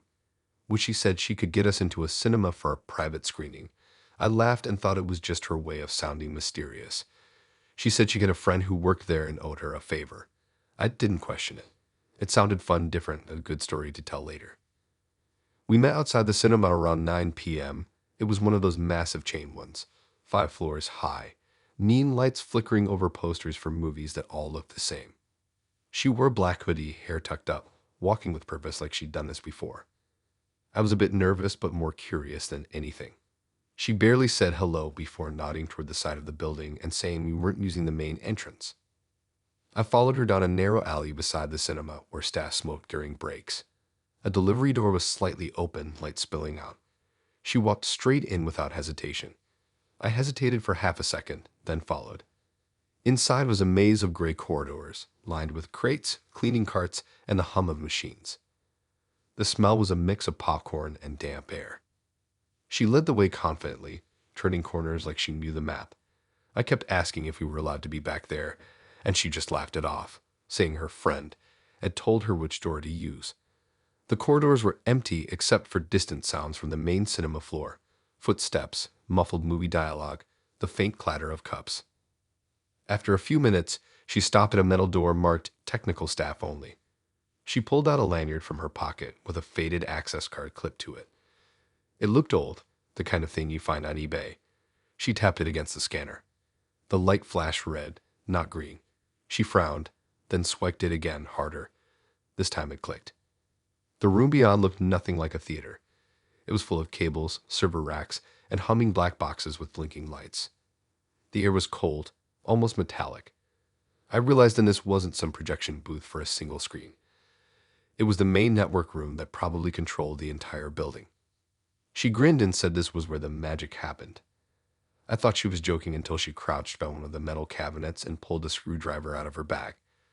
I laughed awkwardly, thinking she was trying to impress me with a prank, but then she started removing the screws around a panel. I asked her what she was doing, but she didn't answer. Her face changed, focused, serious. She lifted the panel off and set it aside carefully like she'd done it before. Inside were switches, wires, and blinking LEDs. She started typing something into a small laptop she pulled from her bag. I stood there useless, watching her hands move fast, the screen flashing lines of text. That's when I started panicking. My brain finally caught up to what was happening. She wasn't some ex-employee showing me around. She was breaking into their system. I told her we should leave, but she ignored me completely. She muttered something about data being stored locally and needing to patch in. None of it made sense, but her tone made it sound serious. Somewhere above us, I heard movement. A door opening, voices, staff maybe. She didn't even look up. Then the lights in the room flickered. A few of the panels went dark, others blinked erratically. Alarms didn't sound, but a faint buzzing started from one of the corners. I backed away, saying we needed to go, but she waved me off. Then everything happened at once. A loud buzzer went off, high-pitched and sharp. A red light started flashing over the door. I froze. She jumped, slamming her laptop shut, trying to reattach the panel. The hum of the machines grew louder, almost angry. I heard footsteps running outside the door. Before she could lock the panel back in place, the metal door burst open. A man in a projectionist uniform stood there, wide-eyed. He shouted something into his radio, then hit a red button on the wall. The room lights snapped to full brightness. She panicked, dropped her screwdriver, and turned to me like I was supposed to fix it. I didn't move. My heart was pounding so hard it drowned everything else out. The projectionist locked the exit, saying backup was on the way. She tried to bluff, saying she was allowed there, that it was all part of a system check. But he'd already hit the panic button that automatically alerted security. A voice came over the radio saying the police were on the way. That's when she bolted. She ducked past him and ran out into the hallway. I hesitated a second, then followed because I didn't know what else to do. The corridors twisted endlessly, all looking the same. She ran like she knew the route, but her steps were uneven now, desperate. We hit a corner and almost collided with two security guards. They shouted for us to stop. She dropped her laptop bag and tried to turn back, but one of them grabbed her arm. The other blocked me, hand out, calm but firm. They called in our location. Within minutes, police were there, leading us both out through the nearest exit. It wasn't the staff door this time. It was straight through one of the actual cinemas, right down the aisle. The movie was still playing, people in the seats turning to watch as we walked past under the glow of the screen. The whole room felt frozen. I kept my eyes down, heat crawling out my neck. Outside, in the fluorescent brightness of the lobby, everything looked harsher. It separated us immediately. I heard one of the officers telling her she was under arrest for trespassing and attempted data theft. The projectionist came out carrying her dropped bag, holding it carefully like evidence. Inside were extra lanyards, fake access cards, and another screwdriver. When they questioned me, I told them everything. How she said she had permission, how she'd swiped us in, how she started unscrewing panels like it was routine. The officer believed me after checking the CCTV. Apparently, she'd been on their radar before, caught trying to access restricted systems at other businesses. They suspected she was stealing security footage or employee information to sell. I was free to go after giving my statement. I walked out onto the street, the cool air hitting my face. The neon sign of the cinema flickered behind me like nothing had happened. My phone buzzed. Notifications from our old chat. I opened it, and her profile was already gone. Deleted. A week later, someone from the police called to say she'd been charged for multiple break-ins. She wasn't employed anywhere. She was using fake IDs and pretending to be contractors to get inside places after hours. I didn't ask for more details. Now, whenever I walk into a cinema, I always look toward the staff corridors out of habit. I can still hear the sound of her screwdriver hitting the floor, echoing over the hum of those machines, the second everything stopped being a date and started being a crime.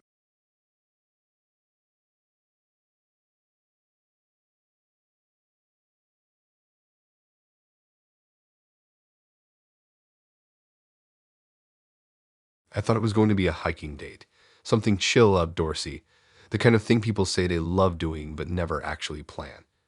He texted me the night before saying he found a secret trail on an app that listed forgotten routes. Said it was a good spot to watch the sunset, quiet and scenic. He even sent a GPS pin. I didn't think much of it. The guy seemed normal, worked in tech, liked exploring weird places, kind of a nerd but charming in a way that made you drop your guard. He picked me up around 4 in the afternoon. The sun was still out, and the drive took us into the outskirts, nothing but fields and dirt roads. He had a shovel in the back of his car, but he said it was for burying trash from old campsites, so I didn't question it. He had snacks, bottled water, music playing softly. Everything about it felt normal until we hit the gravel road. The place he pinned wasn't a trail. It was a long dirt path lined with dry bushes and no signs. The kind of spot you'd only find if you were really looking for it. My phone lost signal halfway there. He parked near a rusted gate and said we'd walk from there. The air smelled like soil and pine. We hiked for about 20 minutes. The trees grew denser, blocking most of the light. The path eventually split, and he stopped, checking his phone like he was following directions. He mumbled about coordinates being close. I thought maybe it led to an old lookout point or some hidden stream. He kept glancing at his screen like he was racing a clock. Finally, he said we found it. There was nothing special about the spot, just a patch of dirt beside a fallen tree. He looked around, scanning the ground, then walked a few feet ahead and crouched. He pulled out his phone again, then the shovel from his backpack. That's when my stomach dropped a bit. He started digging slow at first, like he was testing the soil. I laughed nervously and asked what he was doing. He didn't answer. He just kept digging deeper, sweat forming along his hairline. The sound of metal scraping against dirt echoed through the trees. After a few minutes, I saw him pause. He crouched lower, hands moving fast. Then he said something under his breath, something like, "Got it." When he pulled the shovel back out, I saw a corner of black fabric sticking up. It wasn't trash. It was a duffel bag. He dropped to his knees, brushing dirt away with his hands. The bag was old, dusty, the zipper half rusted. He yanked it open, and inside were stacks of phones. Dozens of them. Some wrapped in plastic, others still dirty. My first thought was maybe he found stolen goods by accident. But the way he looked at them, focused, calm, like he'd done this before, told me it wasn't random. He pulled one out, wiped it off, and turned it over like he was checking something. Then he started loading them into another smaller bag he'd brought. I stood there frozen, trying to piece together what I was seeing. The whole thing felt unreal, like I'd walked into someone else's story. He glanced at me once and told me to relax, said it wasn't what it looked like, but his voice was too steady, too practiced. I didn't say a word. My chest was tight, every instinct screaming to leave. Then I heard a faint hum above us. I looked up and saw a small drone hovering against the evening sky. At first, I thought it was his. He noticed it too. He froze, squinting, then grabbed the duffel. The drone moved lower, hovering right over the clearing. A small red light blinked beneath it. That's when I realized we weren't alone. He cursed, zipped the bag, and slung it over his shoulder. The calmness was gone now. He looked around frantically, scanning the trees. The sound of the drone got louder, closer, like it was locked onto us. He started walking fast toward the trail, telling me to move. I followed without thinking, my legs numb, adrenaline kicking in. We hadn't gone 20 steps when I saw blue flashes between the trees, the sound of engines, then voices. Someone shouted from the distance, telling us to stop. He bolted. The bag thumped against his side as he ran. I stumbled after him, but the ground was uneven, roots catching at my shoes. The drone followed overhead, its camera pointed straight at him. The blue lights grew brighter. I could hear officers calling out, closing in. He reached the trailhead first, but the moment he hit the clearing near the gate, a group of officers appeared out of nowhere. One shouted for him to drop the bag. He tried to turn, but they were already surrounding him. They tackled him hard, the bag hitting the ground with a thud. Phones spilled out, scattering across the dirt. I stopped a few feet away, shaking, watching the whole thing unfold like it wasn't real. They cuffed him, reading something I couldn't hear over the noise. Another officer walked up to me and asked if I was with him. I could barely speak, just nodded weakly and said I didn't know what was going on. It told me to stay still while they checked everything. Apparently, they'd been tracking a ring of people stealing high-end phones from city stores and hiding the goods in rural drop spots marked by GPS coordinates. Drones had been monitoring known sites for weeks. That night, when he started digging, the drone's operator flagged it and called in nearby patrol units. They questioned me for hours. I explained everything. How I met him, what he told me, how I thought it was just a hiking date. They believed me after checking my phone messages, but didn't make it feel any less unreal. The officer said the coordinates he followed were part of an encrypted group chat that thieves used to share drop locations. My date had apparently been one of the runners, retrieving stolen property for resale. He probably planned to grab the stash, resell a few, and move on before anyone caught on. He just didn't know the police had drones tracking every site now. When they finally let me go, it was dark. The air was cold, and the only sound was the rustle of trees. The trailhead looked normal again, like nothing had happened. I walked back to my car with one of the officers, who waited until I drove off. That night, I couldn't stop thinking about the duffel. The dull thud when it hit the ground. The sight of all those phones spilling out like treasure in the dirt. It was strange how quiet he'd been before it all went wrong. Like he'd been doing it so long, it didn't even feel wrong to him anymore. I never saw him again, but I Googled his name a few days later. It showed up in a short news report about stolen electronics and a coordinated recovery operation. No photo, no details about what happened after. Now, whenever someone mentions going hiking somewhere off-grid, I check the route twice, because somewhere out there, under the dirt and trees, are still coordinates that lead to someone else's secret.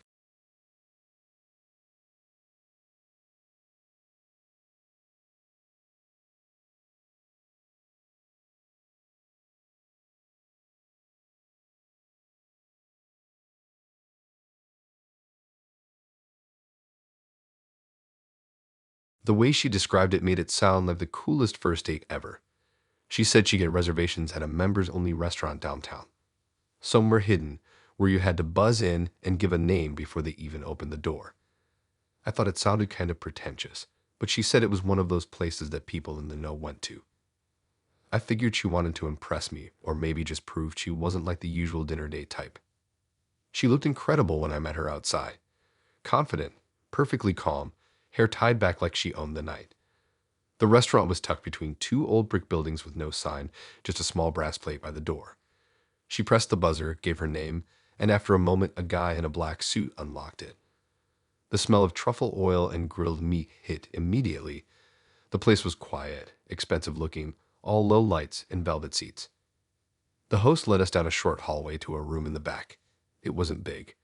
Just one round table, dim lighting, and a curtain instead of a door.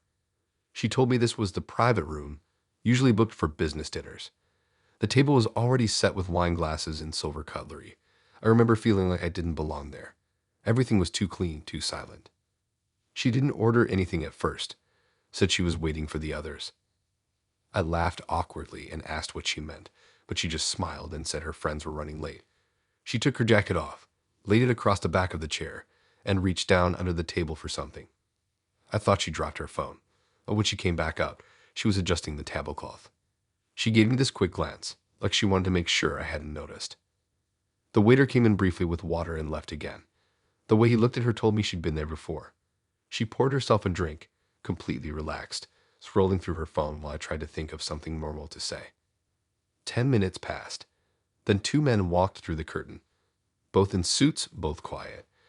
They nodded to her, ignored me completely, and sat down across the table. The air changed instantly. She leaned forward, whispering something I couldn't catch. One of the men set a small pouch on the table and slid toward her. The sound it made was heavy, not coins, something else. My stomach started to twist. I could feel that whatever was happening had nothing to do with dinner. She slipped her hand back under the table and came up holding a folded napkin.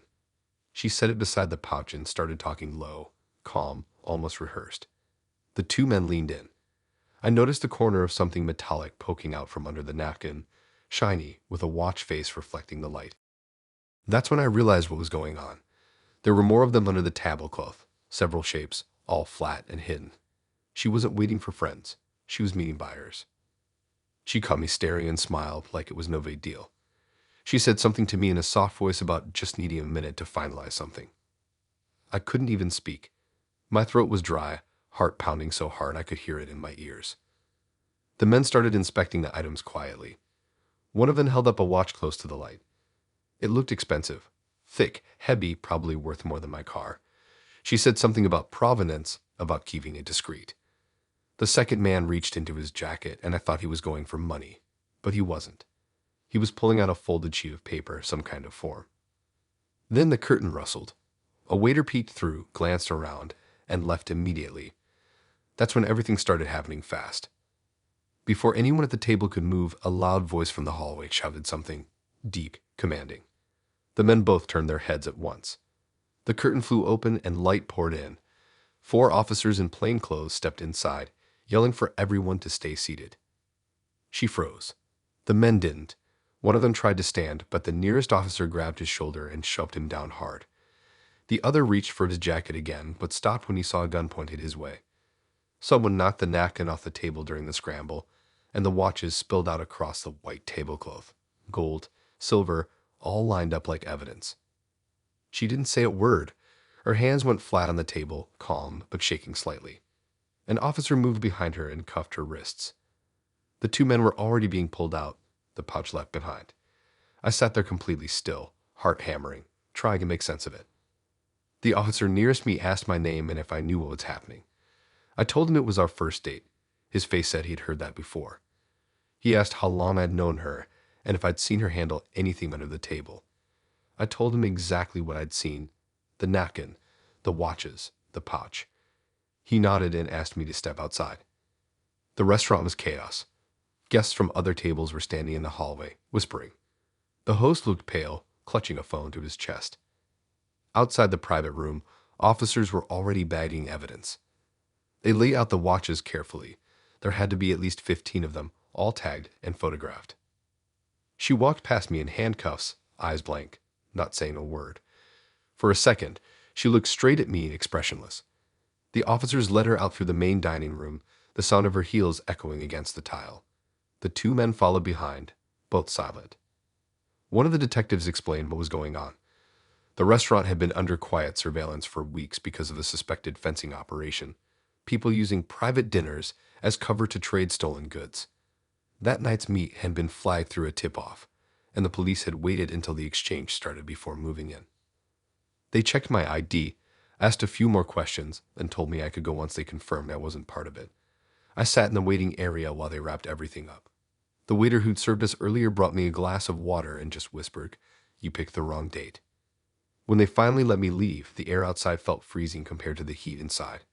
Police lights flickered against the glass walls of the restaurant, painting the whole street blue.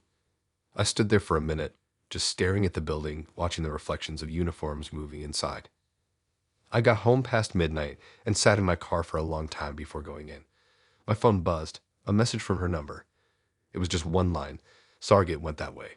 But when I clicked it, the message disappeared. Either she deleted it, or it wasn't really from her. The next day, I saw the news article. Stolen luxury watches recovered during police raid at private restaurant. No names, no faces, just a photo of a table covered in watches and white gloves. I recognized the room instantly. Now, whenever someone says they booked a private dinner, I think about that night, about the clink of metal under a napkin and how she didn't even flinch when the police came through the curtain, like she'd known this was how it was going to end.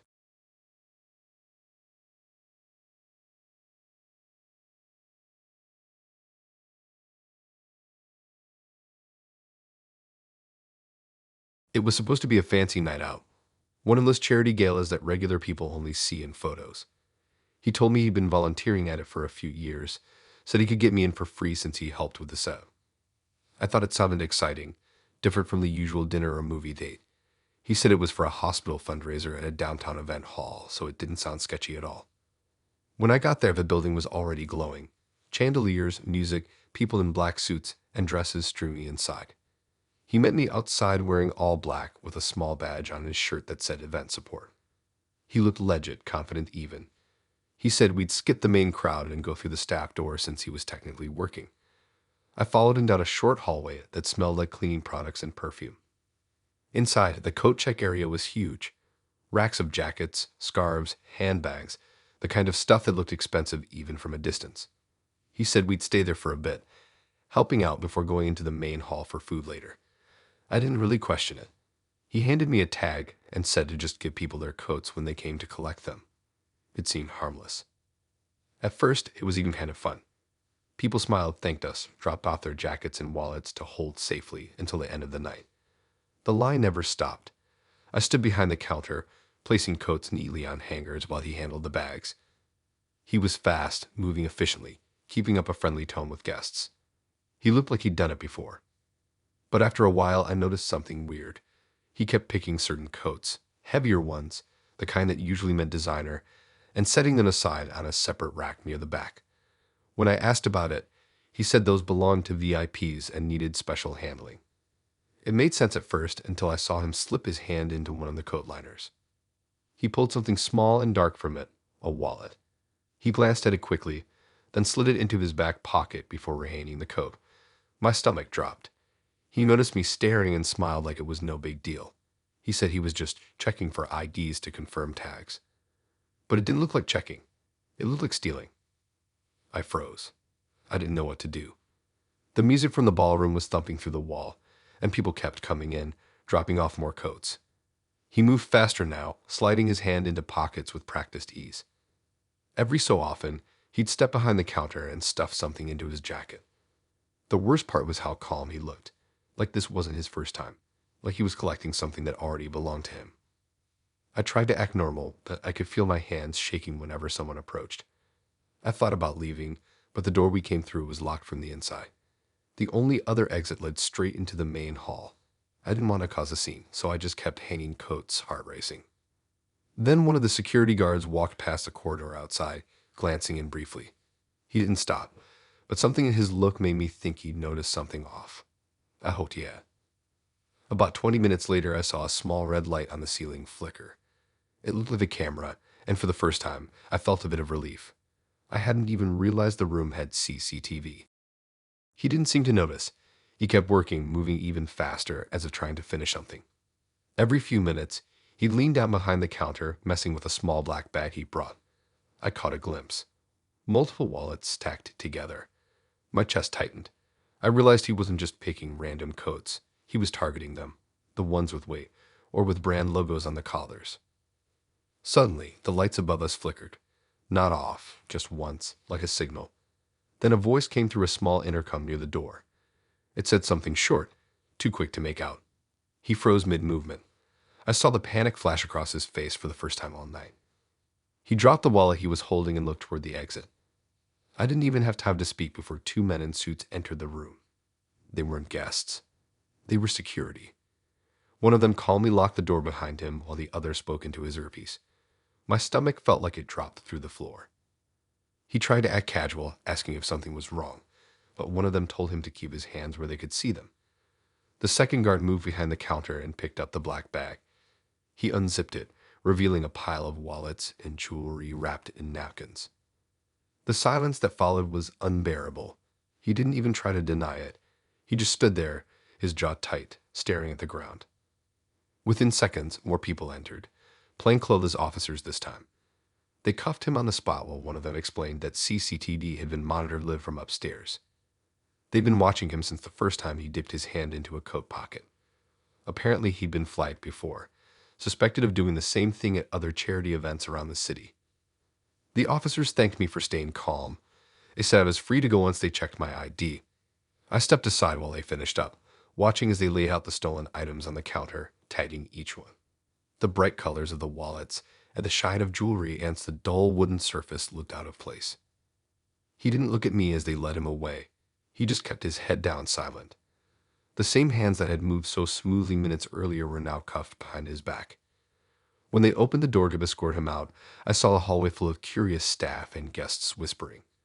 The music from the ballroom still played faintly in the background, like nothing had happened. One of the guards came back later and quietly told me the exits had been locked as soon as they confirmed the footage. They wanted to make sure he couldn't slip out with the stolen items before police arrived. I walked out through the main hall afterward, past people laughing, drinking, and clinking glasses for charity. None of them knew what had just happened behind the coat check door.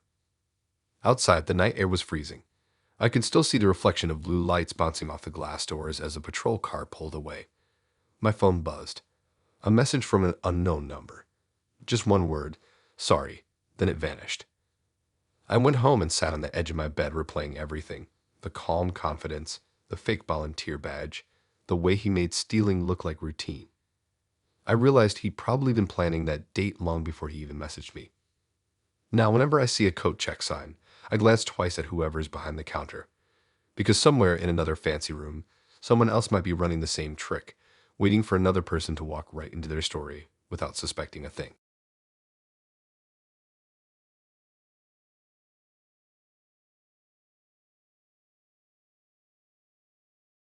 It started out so normal that it almost feels stupid now. She was one of those people who talked a lot online but didn't post much about her life. Said she liked quiet nights, cooking, and staying low-key. We talked for a week before she asked if I wanted to hang out, something casual. I suggested a coffee, but she said she had an errand to run first and asked if I could come with her to pick up her prescription. She made it sound like a quick stop, like she just didn't want to go alone. I figured it wasn't a big deal. We met outside a pharmacy chain near the high street. She looked calm, normal, like someone who had their life together.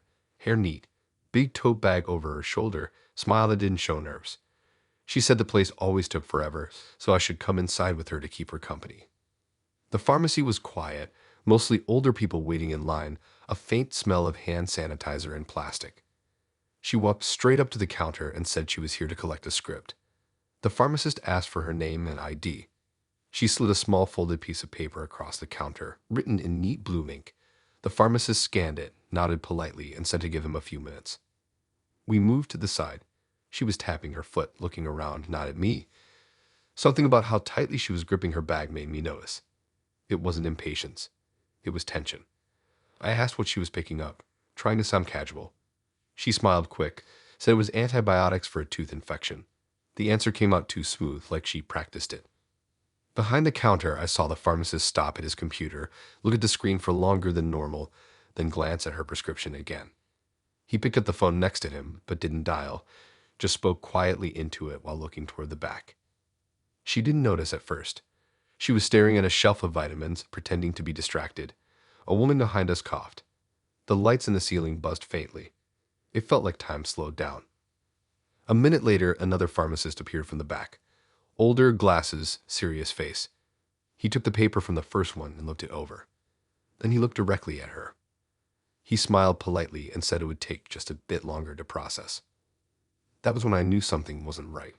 Pharmacies don't need two people to hand out one prescription. She laughed awkwardly, said something about them always being slow here, and turned to me like she wanted me to agree. I nodded because I didn't know what else to do. The second pharmacist disappeared into the back room, leaving the first one at the counter. She shifted on her feet, adjusting her bag, glancing toward the door like she was timing something. Her jaw was tight now, hands twitching slightly. I asked if everything was okay, and she just said yeah, as she hated waiting in public.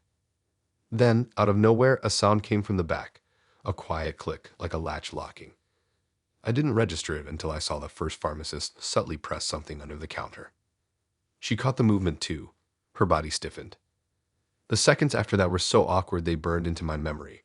She tried to act normal, mumbling something about checking her phone, but her hands were shaking. The first pharmacist asked if she'd like a seat while waiting. She declined fast, almost snapping. A woman in a red coat standing near the till looked between us, like she could feel the tension too. Then two police officers walked out from the staff corridor at the back. Not running, just walking calmly like they didn't want to cause panic. The lead one had a folder in his hand. He walked straight to the counter and asked her name. She didn't answer. Her shoulders dropped slightly, her fingers tightening on the strap of her bag. The officer repeated the name printed on the prescription. Clearly, it wasn't hers. She tried to laugh it off, saying there must have been a mistake. The officer opened the folder and pulled out a sheet that looked exactly like the paper she'd handed in. Same handwriting, same fake doctor signature. He said something about forged medical scripts and an ongoing investigation. That's when she finally reacted. She stepped back, eyes darting toward the door, but two more officers were already there, standing by the entrance. One quietly slid the lock. Everything inside the pharmacy went silent. The old man who'd been waiting in line stared openly now, mouth slightly open. A mother with a stroller turned around and backed toward the aisle. The officer told her to hand over the bag. She didn't at first. She looked at me as if I could somehow back her up, like maybe she thought I'd help her talk her way out of it. I just stood there frozen. Then she slowly set the bag on the counter. The officer opened it. Inside were 3 blank prescription pads, scissors, a pack of correction tape, and multiple crumpled copies of printed doctor letters. They cuffed her quietly. No yelling, no scene. She didn't fight. Just lowered her head and let them guide her toward the back room. The only sound was the buzz of the lights and the faint scrape of her shoes on the floor. The pharmacist thanked the officers quietly, then turned to me and asked if I knew her. My mouth went dry. I said it was our first date, that she just asked me to come with her. He nodded like he'd heard that before. He told me to stay where I was while they finished taking statements. One of the officers came over after a few minutes. He said they'd been waiting for her for weeks, that she'd been using fake scripts to collect prescription painkillers from different branches, using random names and forged doctor details. They'd flagged her pattern, so when she came in with another paper, the system triggered a warning. The pharmacist had stalled on purpose while police set up in the back. They asked if I wanted to file a statement. I told them everything, from the text to the errand to the weird feeling I got when we walked in. They believed me but still searched my ID just to be sure. When I finally walked out, the air outside felt strange, heavy, like everything had happened too fast to be real. I watched as they loaded her into a patrol car parked quietly behind the building. She didn't look at me once. Her head was turned away, hair covering her face. I went home and deleted every message from her number. Later that night, I looked up her name, and it was already on a local news site. Woman arrested for forged prescriptions at High Street Pharmacy. It said she'd been under investigation for months, tied to multiple pharmacies across the county. It hit me then that she probably picked me to look normal, someone to stand beside her so she didn't stand out. Just another person waiting for a date to finish her errand. Now, whenever someone says they need to run a quick errand before a date, I think about that pharmacy, the smell of sanitizer, the red coat woman watching, the sound of the lock clicking behind the counter. The moment the air went still, and I realized I wasn't waiting for medicine. I was waiting for the police.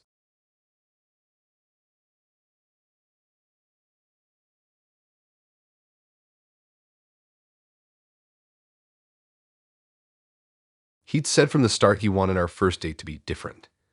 Not the usual cafe or walk in the park thing. Something with atmosphere, energy. He told me he loved airports. The excitement, the constant movement, people hugging after long trips. I thought it sounded weird but kind of charming. He said we could grab coffee at the terminal cafe and people watch together. I didn't think too hard about it. When I got there, the arrivals hall was packed. Families holding balloons, couples waiting with flowers, taxi drivers holding up signs. The sound was constant. Wheels rolling, intercom voices, kids yelling, luggage clattering. He was easy to spot. Standing near the barrier, big grin, holding 2 takeaway coffees. He handed me one, and we leaned on the rail watching people spill through the sliding doors. He had this magnetic energy, constantly moving, talking, smiling, pointing out funny moments, like a kid running past with his dad's hat or a woman arguing with customs over a suitcase. It was chaotic, but he made it feel light. I thought maybe he's just one of those people who doesn't sit still. After a few minutes, he stepped closer, brushed a bit of lint off my sleeve, and leaned in for a quick kiss. I laughed nervously, a little thrown by how fast he moved. Then I noticed him glance over my shoulder.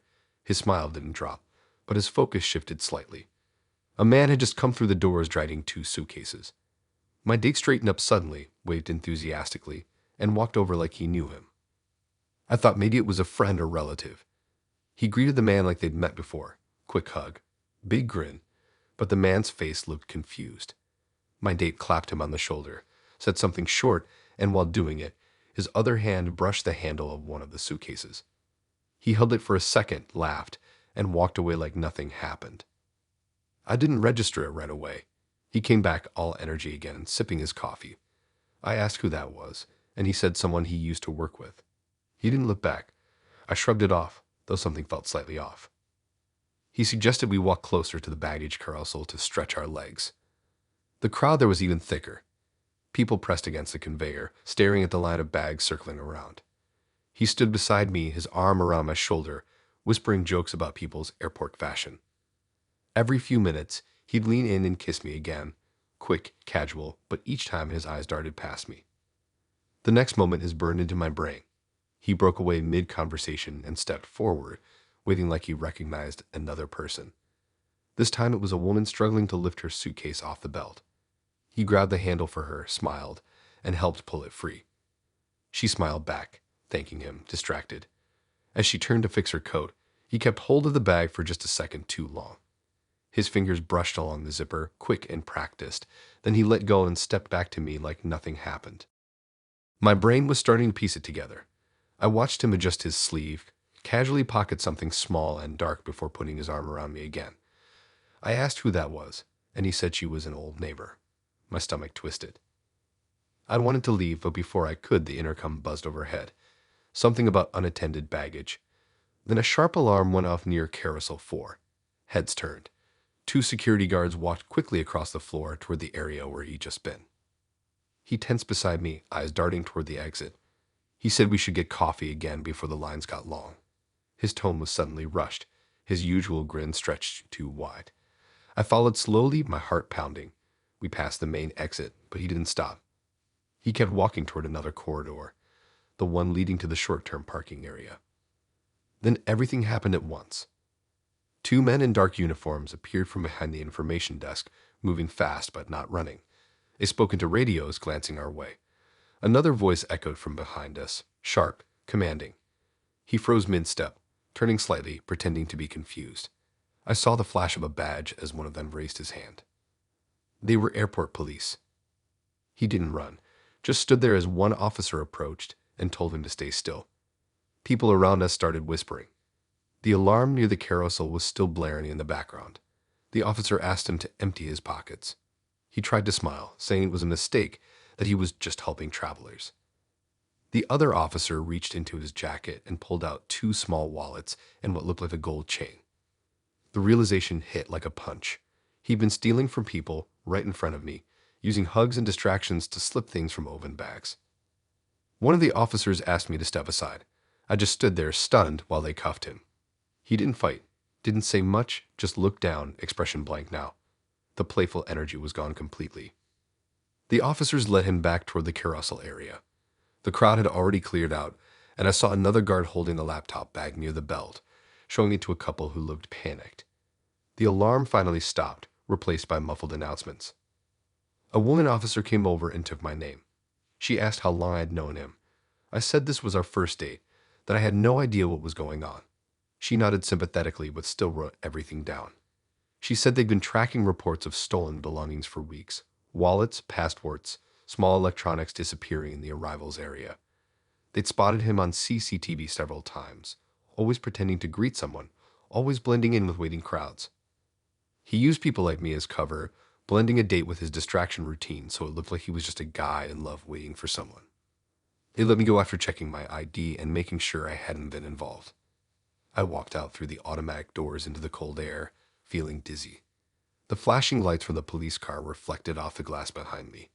I could still hear snippets of people talking inside, voices muffled through the walls. I sat in my car for a long time after that, watching travelers hug and laugh and roll their luggage past. Everyone looked so normal, like they had no idea how close I'd been to something criminal. Later that night, I looked up the local airport news. There it was, man arrested for multiple thefts at arrivals terminal. They mentioned he'd been caught after security staff recognized his pattern on live cameras. The article said he used fake volunteer tags and often posed as someone helping travelers. Now every time I walk through an airport, I can't stop scanning faces. The sound of the luggage carousel starting up still makes my chest tighten. It's not the crime that stuck with me. It's how normal it all looked until the second it wasn't.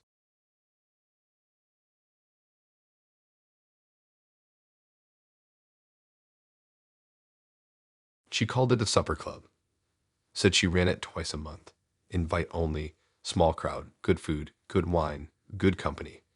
I'd met her on a nap and she talked about it constantly. How cooking was her passion, how she'd been doing this for a year. The idea sounded cool, kind of underground, like one of those pop-up dining things people post online. She invited me to her next one, said I'd get to be her plus one at the table. It was a Saturday evening when I showed up.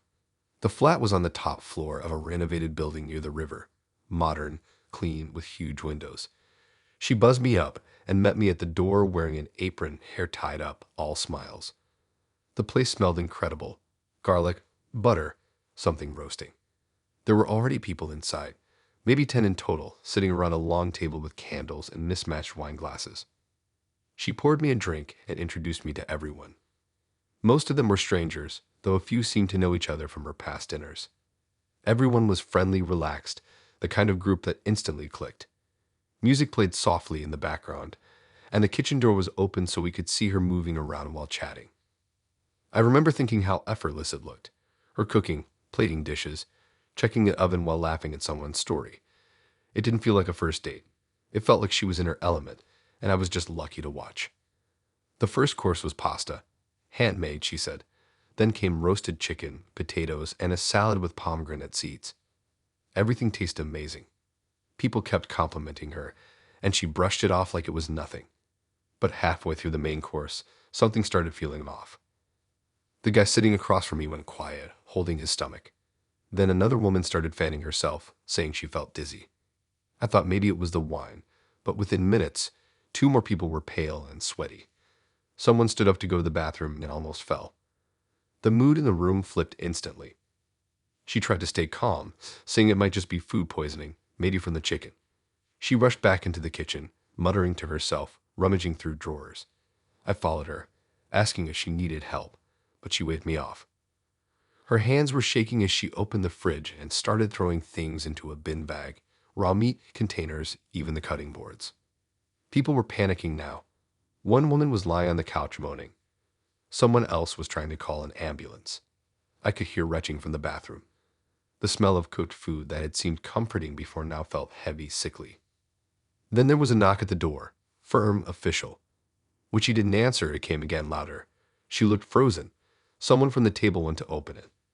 2 people walked in wearing high-vis jackets, environmental health officers. Behind them, 2 uniformed police officers followed. They started asking questions immediately. Who was hosting? What was being served? Where the ingredients came from? She tried to sound composed, said she ran a private dinner club. One of the officers asked for her license. Her eyes flickered, and she said she had applied for one but hadn't gotten confirmation yet. The officer exchanged a look with the health inspector. The inspectors moved into the kitchen, pulling on gloves. One of them opened the bin she just stuffed full of ingredients. They looked at the labels and took photos. The other started checking the fridge, then the cupboards. I could hear the low tone of their voices, the kind that said they'd found something they shouldn't have. She kept insisting it was a misunderstanding, but then the older inspector asked how she got access to the flat. That was when she froze completely. Her face went blank for a second. The officer repeated the question, louder this time. Finally, she said she was borrowing it. One of the guests looked up in confusion. She said her friend owned the place and let her use it for events. But when they pressed for the name, she couldn't answer. The inspector turned to one of the officers and whispered something. A call came through on the officer's radio. I couldn't hear the full message, just fragments. Registered tenant. Out of the country. Reported unauthorized access. The officer turned back and asked her for ID. She hesitated before handing it over. The room was silent except for the low groans of the people still feeling sick. The candles had burned halfway down, the wax dripping onto the tablecloth. The food sat untouched now, steam fading. Within minutes, more police arrived. They quietly asked everyone to stay seated while they spoke with her in the kitchen. She kept her voice low, but it was shaking now. The inspector confirmed it. The tenant of the flat had been abroad for 2 weeks. She'd apparently gotten in using a stolen key from the building's maintenance company. The supper club wasn't licensed, the food hadn't been stored properly, and half the ingredients were past expiration dates. The inspector said the chicken alone could have caused the sickness, but they'd need samples to confirm. They took her out in handcuffs through the same door she greeted us at earlier. She didn't look back. The guests were told to stay until paramedics arrived to check them over. I wasn't sick, just numb. The inspectors kept asking if anyone knew her outside of tonight. Everyone said no. It all found her through social media invites or friends of friends. When they finally let us go, the hallway was crowded with flashing lights. Ambulance workers were talking to guests, still pale and shaking. I stepped outside into the cool air, trying to process what had just happened. From the street, I could see through the window into the kitchen, plates still stacked, half-eaten food on the counters, wine glasses glowing under the yellow light. Later that night, I found her page online, the one she used to promote her supper club. It was gone, deleted completely. I searched her name on the news a few days later and found a short article. Unlicensed dining event leads to multiple illnesses. Host arrested for trespass. It said she'd broken into the flat multiple times, hosting dinners while the tenant was away, using random ingredients from discount bins, and old food stored from previous events. They never said what happened to the guests who got sick, but I know at least 2 ended up in the hospital that night. Now every time someone says they host dinners or tasting nights in private spaces, I think of that flat, the flickering candles, the sound of people laughing before it all changed, and the way she smiled at me across the table like it was the start of something real when it was already falling apart behind the kitchen door.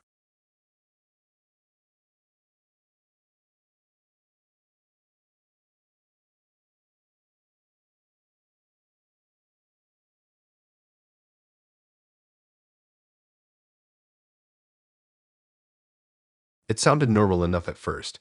He said he just bought a new sound system for his car and wanted to show me how good it was. I'd met him online, and we'd been talking for a few weeks. He was funny, easy to chat to, not pushy. He said he loved cars, fixing them, upgrading them. The idea of sitting in a car park listening to music didn't sound like the most exciting first date, but he seemed harmless, and I figured it'd be chill. He picked me up just after dark. The car was spotless, smelled like air freshener and new leather. Music was already playing low, smooth, bass-heavy, just like he said. He grinned, turning it up slightly, proud of it. I nodded, pretending I could tell the difference between standard and custom. He said we'd go somewhere quiet, away from traffic, so we could really hear the speakers. We drove to a retail park on the edge of town. It was one of those massive lots that emptied out after 9 p.m., the kind with a few flickering lights and distant hum from a motorway. He parked near the far end, under a broken streetlight. There were still a few cars around, mostly overnight staff vehicles. He turned off the music and said he needed to tune something first. He got out, popped the boot, and fiddled with a small device that looked like a remote with a short antenna. I thought it was part of the sound system, maybe something to connect to the speakers. He climbed back in, smiled, and turned the music back on. It was loud now, crisp, clean. He was right. It sounded good. We sat there talking for a bit, music playing low again, the occasional car passing in the distance. He asked about work, about where I live, basic stuff. Then he leaned forward, turned the music off completely, and said he wanted to show me something crazy. He pulled out the small remote again, pressed a button, and nodded toward a car a few rows down. It was a silver hatchback. Its lights flashed once, like it was being unlocked, but no one was near it. He looked at me and smirked. I laughed nervously, assuming it was some tech trick. He got out of the car, told me to wait, and walked straight toward the hatchback. I watched him pull on the handle, and it opened. My smile faded immediately. He looked back once, then ducked inside. I froze. My brain couldn't catch up to what I was seeing. I thought maybe he knew the owner, but he was moving too fast, like he'd done this before. He reached under the dashboard, messing with something, then leaned into the passenger side. I could hear faint clinks of metal. He came back a minute later carrying a small speaker and something that looked like a black stereo unit. He threw them in the back of his car, closed the door, and started laughing. He said it was easier than people thought. That was the first moment I realized I had made a mistake being there. I told him we should go, but he ignored me, pulling the remote out again. He pointed it toward another car nearby, pressed the button, and waited. The car's lights blinked faintly, but didn't unlock. He cursed quietly, adjusted something on the device, then grinned when it flashed again. The door opened. He jumped out, moving quicker this time, scanning the area. My stomach was in knots. The lot felt emptier now, colder. I looked around for anyone else, maybe security, but it was dead silent except for the faint hum of traffic in the distance. He came back with another stereo. He was breathing hard, grinning like it was a game. He slid it into the boot with the others and started the engine for a second, revving it like he was proud. He told me he'd been doing this for months, said he could make a few hundred per night selling the parts. He thought I'd find it impressive. I wanted to tell him to take me home, but something in his expression stopped me. He was too calm, too sure of himself. Then, from the far end of the lot, blue lights flickered. I thought maybe they were passing cars, but they weren't moving. They were getting brighter, closer. He noticed them at the same time. His grin vanished. He turned the ignition, but the car didn't start right away. He swore, turning the key again, finally getting the engine going. But before he could shift gears, 2 patrol cars swung in from both entrances of the lot, tires screeching as they blocked the exits. Everything happened fast. An officer with a flashlight shouted for him to turn off the engine. Another car pulled in behind us, boxing us in completely. He raised his hands, muttering that they couldn't prove anything. They told him to step out of the vehicle slowly. He didn't move. The officer repeated it louder this time. I could feel my pulse in my throat. He finally opened the door, stepping out, trying to sound calm. They asked what he was doing there. He said we were just listening to music. One of the officers walked around to the back and opened the boot. The air went dead silent. Inside were at least 6 car stereos, a pile of loose cables, and a crowbar wrapped in a towel. The officer looked at him, expression blank, then asked what the device in his jacket pocket was. He pulled out the small remote, the jammer. The officer took it, turned it over, and said something about a signal blocking tool used to interfere with key fobs. I didn't even know those existed before that night. He tried to say it was a garage scanner, but they weren't buying it. They cuffed him on the spot, reading him his rights while another officer questioned me. I told him everything. How he said he wanted to show me his speakers, how I didn't know what he was really doing. The officer nodded, probably hearing that same excuse 100 times before. They searched the car and found more tools under the seat, screwdrivers, pliers, even a notebook full of number plates. They photographed everything. I stood there under the bright white light of the patrol cars, watching him get loaded into the back seat. He didn't say a word to me. His face was blank now, eyes straight ahead. The music system he'd been so proud of was still playing faintly, a low thump of bass echoing through the empty lot. The officer offered to drive me home. I said yes, too shaken to argue. The ride back was silent except for the radio chatter about the arrest. They said there'd been reports of cars getting hit across multiple retail parks over the last month. Same method, same jammer signal. They'd been watching this area waiting for him to show. When I got home, I sat in my room with the lights off, trying to replay every part of the night, wondering how he could have acted so normal, so relaxed. The next morning, I saw a small news article online. Man arrested in car theft operation after signal jammer sting. No names, just a photo of the lot. I recognized the exact spot where we parked, the same broken streetlight hanging above it. Now, every time I hear someone rev their engine in a car park, it makes my stomach turn. And if anyone ever says they want to show me their speakers, I say no before they finish the sentence.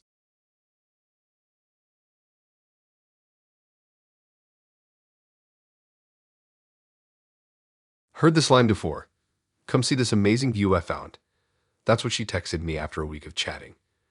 She said she knew a quiet place by the river where we could hang out and talk, not loud and not crowded. I was tired of the usual coffee shop thing, so I said yes without overthinking it. She sent a pin and a quick note. There's a door code. I just got it. The building looked expensive. Glass lobby, perfumed air, a concierge desk that was closed for the night. No one at the front, just a keypad on a side gate that led to the lifts. She didn't even say hi properly. She hugged me quick, looked both ways like she was checking traffic, then pulled out her phone. She had the code already open in notes, a little line that said Rever Miu aside, 842 hashtag. She typed fast, no hesitation. The lock buzzed. The gate slid open. I asked if this was her friend's place. She said yeah, something like that, and mentioned house sitting under her breath. It sounded thin, but she was already walking. We got in the lift, stainless steel walls, the kind that turned you into a blurry reflection. She tapped her floor, looks like she'd done it 100 times. On the way up, she laughed about how nice the long hallways were, how it felt at a hotel. Outside a flat with a matte black door, there was another keypad, this one on the handle. She checked her phone again. Top lock is 55,190, she said like she was reading a recipe. Beep, beep, beep. The lock flashed green and clicked. Inside looked staged. Candles lined up but unlit, through a blanket folded perfectly, plants that were too healthy to be real. It didn't look lived in. It looked like one of those listing photos you scroll past and save even though you're never going to afford it. She kicked her shoes off and drifted toward the kitchen like she owned it, opening a fridge full of sparkling water and a bottle of white with a screw cap. She twisted it open, poured 2 glasses, handed me one, and said, "To views." The balcony door slid back smooth. The river sat black and flat, orange lights floating on it from the bridge. For a minute, it felt dreamy. She leaned on the rail, hair caught in the wind, acting like we'd stumbled into a movie. But she kept glancing back inside, not at me, not at the view, at the shelves, the router on the TV stand, the thermostat on the wall, a little tray by the door with spare keys that weren't there. Her eyes moved like a scanner. She took out her phone again and pretended to take photos of the skyline. When the camera app closed, I caught the note's header for a second. 4 lines. The first one was the gate. The second said, door 55,190. The third said, garage TBC. The last one just read, Hugh Loft, Moende. I asked if her friend was cool with us being here. She said totally, then changed the subject so fast it smacked the air. She set the glasses down, wandered to the smart speaker on the counter, and said the wake word like she wanted music. The speaker chimed. No music came. Instead, a voice answered, not the robotic one, a real person, calm, tired, firm. Who is in my apartment? Not a question, a statement. She froze, hands still hovering over the speaker. The voice came again, louder this time, like it was speaking through every device in the place. I can see you. Get out of my apartment. She reached for the plug and yanked it from the wall. The light on the speaker died. For a second, the flat went silent. Then the hallway camera near the entrance chimed with a little ding, and the screen on the wall lit up with a notification. Motion detected. Another ding. This one from a small camera on the bookshelf, almost hidden behind a plant. She hadn't seen that one. The voice shifted to the phone on the counter. It wasn't the host device. It was a small tablet on the kitchen shelf. I'm calling the police, the voice said. Stay where you are. You are being recorded. She spun toward me, face so calm it almost scared me. We should go, she said, like this was just a fire drill. She moved to the door, then stopped, grabbed her phone, and started scrolling fast, thumbs flying through screens. I stood there like an idiot, staring at the cameras blinking to themselves. I could see our reflections on the black TV screen, tiny and caught. The building intercom buzzed, not the doorbell you press with your finger, the heavy, angry buzz that lives in your ribs. She didn't answer it. It buzzed again. Then the lifts dinged out in the hallway, and footsteps came down the runner carpet quick and heavy. She shot me a look that was part apology, part warning. Then she snapped into motion, stuffing her phone into her jacket, sweeping the 2 wine glasses into the sink, turning the balcony lock like any of that would erase the last 5 minutes. The door rattled once, then twice. Someone with a key. A voice from the hall said her name. She didn't answer. The door opened, not all the way, just enough to show a badge and a face and another body behind it. Police, the first voice said. Hands where we can see them. She lifted her hands. I did too. The officers stepped into that perfect, clean living room and filled it with sound. One asked for her ID. Another asked me if I knew her. The wall screen replayed us walking in on a loop, a tiny green square tracking her face. The air smelled like lemon cleaner and sharp stress. They separated us. The older officer led me to the balcony and asked how I got in. I told him the truth. He didn't say much, just took notes and kept his eyes on the hall. Inside, the other officer had asked for her phone. She said she wanted a lawyer. He nodded, didn't push, and asked if she consented to show the text thread with a so-called friend. She scrolled, stopped, scrolled again. Every message looked fresh. Every game looked like it was added yesterday. The officer didn't look impressed. The smart speaker crackled alive again from the outlet she yanked. It reconnected on its own. The host's voice returned, not calm anymore. Do not let them leave, it said.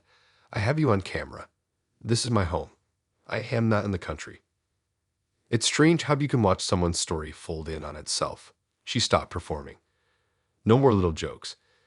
No more I know a guy confidence. She just stood there breathing shallow, eyes locked on a spot on the floor. The officers made a quick call.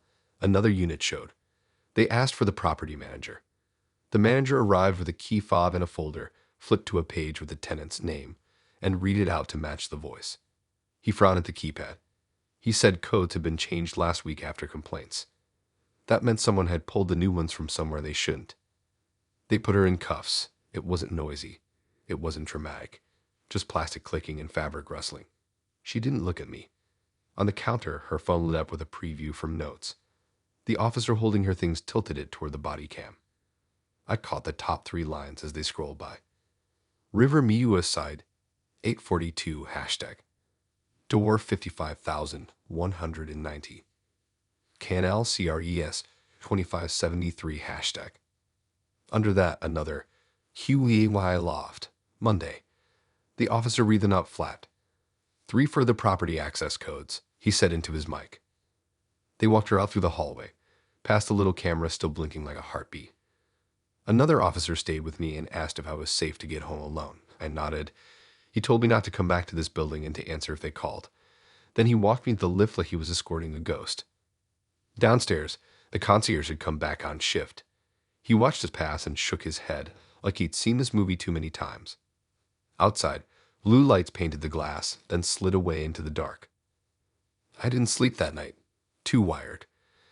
In the morning, I searched the address and found a tiny post on a neighborhood forum about people harvesting door codes from short-term rental messages, maintenance emails, even delivery portals. I didn't see her name in the news, just a line about unauthorized entry and remote owner notification. The weirdest part isn't that she knew the codes. It's that she wanted me there, like a prop to make it look normal. Two people with wine, a balcony, a river that doesn't care what's happening behind glass. She said she just got the code like it had fallen from the sky. It didn't. Someone read it, typed it, saved it, shared it, and I walked through a door that wasn't mine because I wanted a view.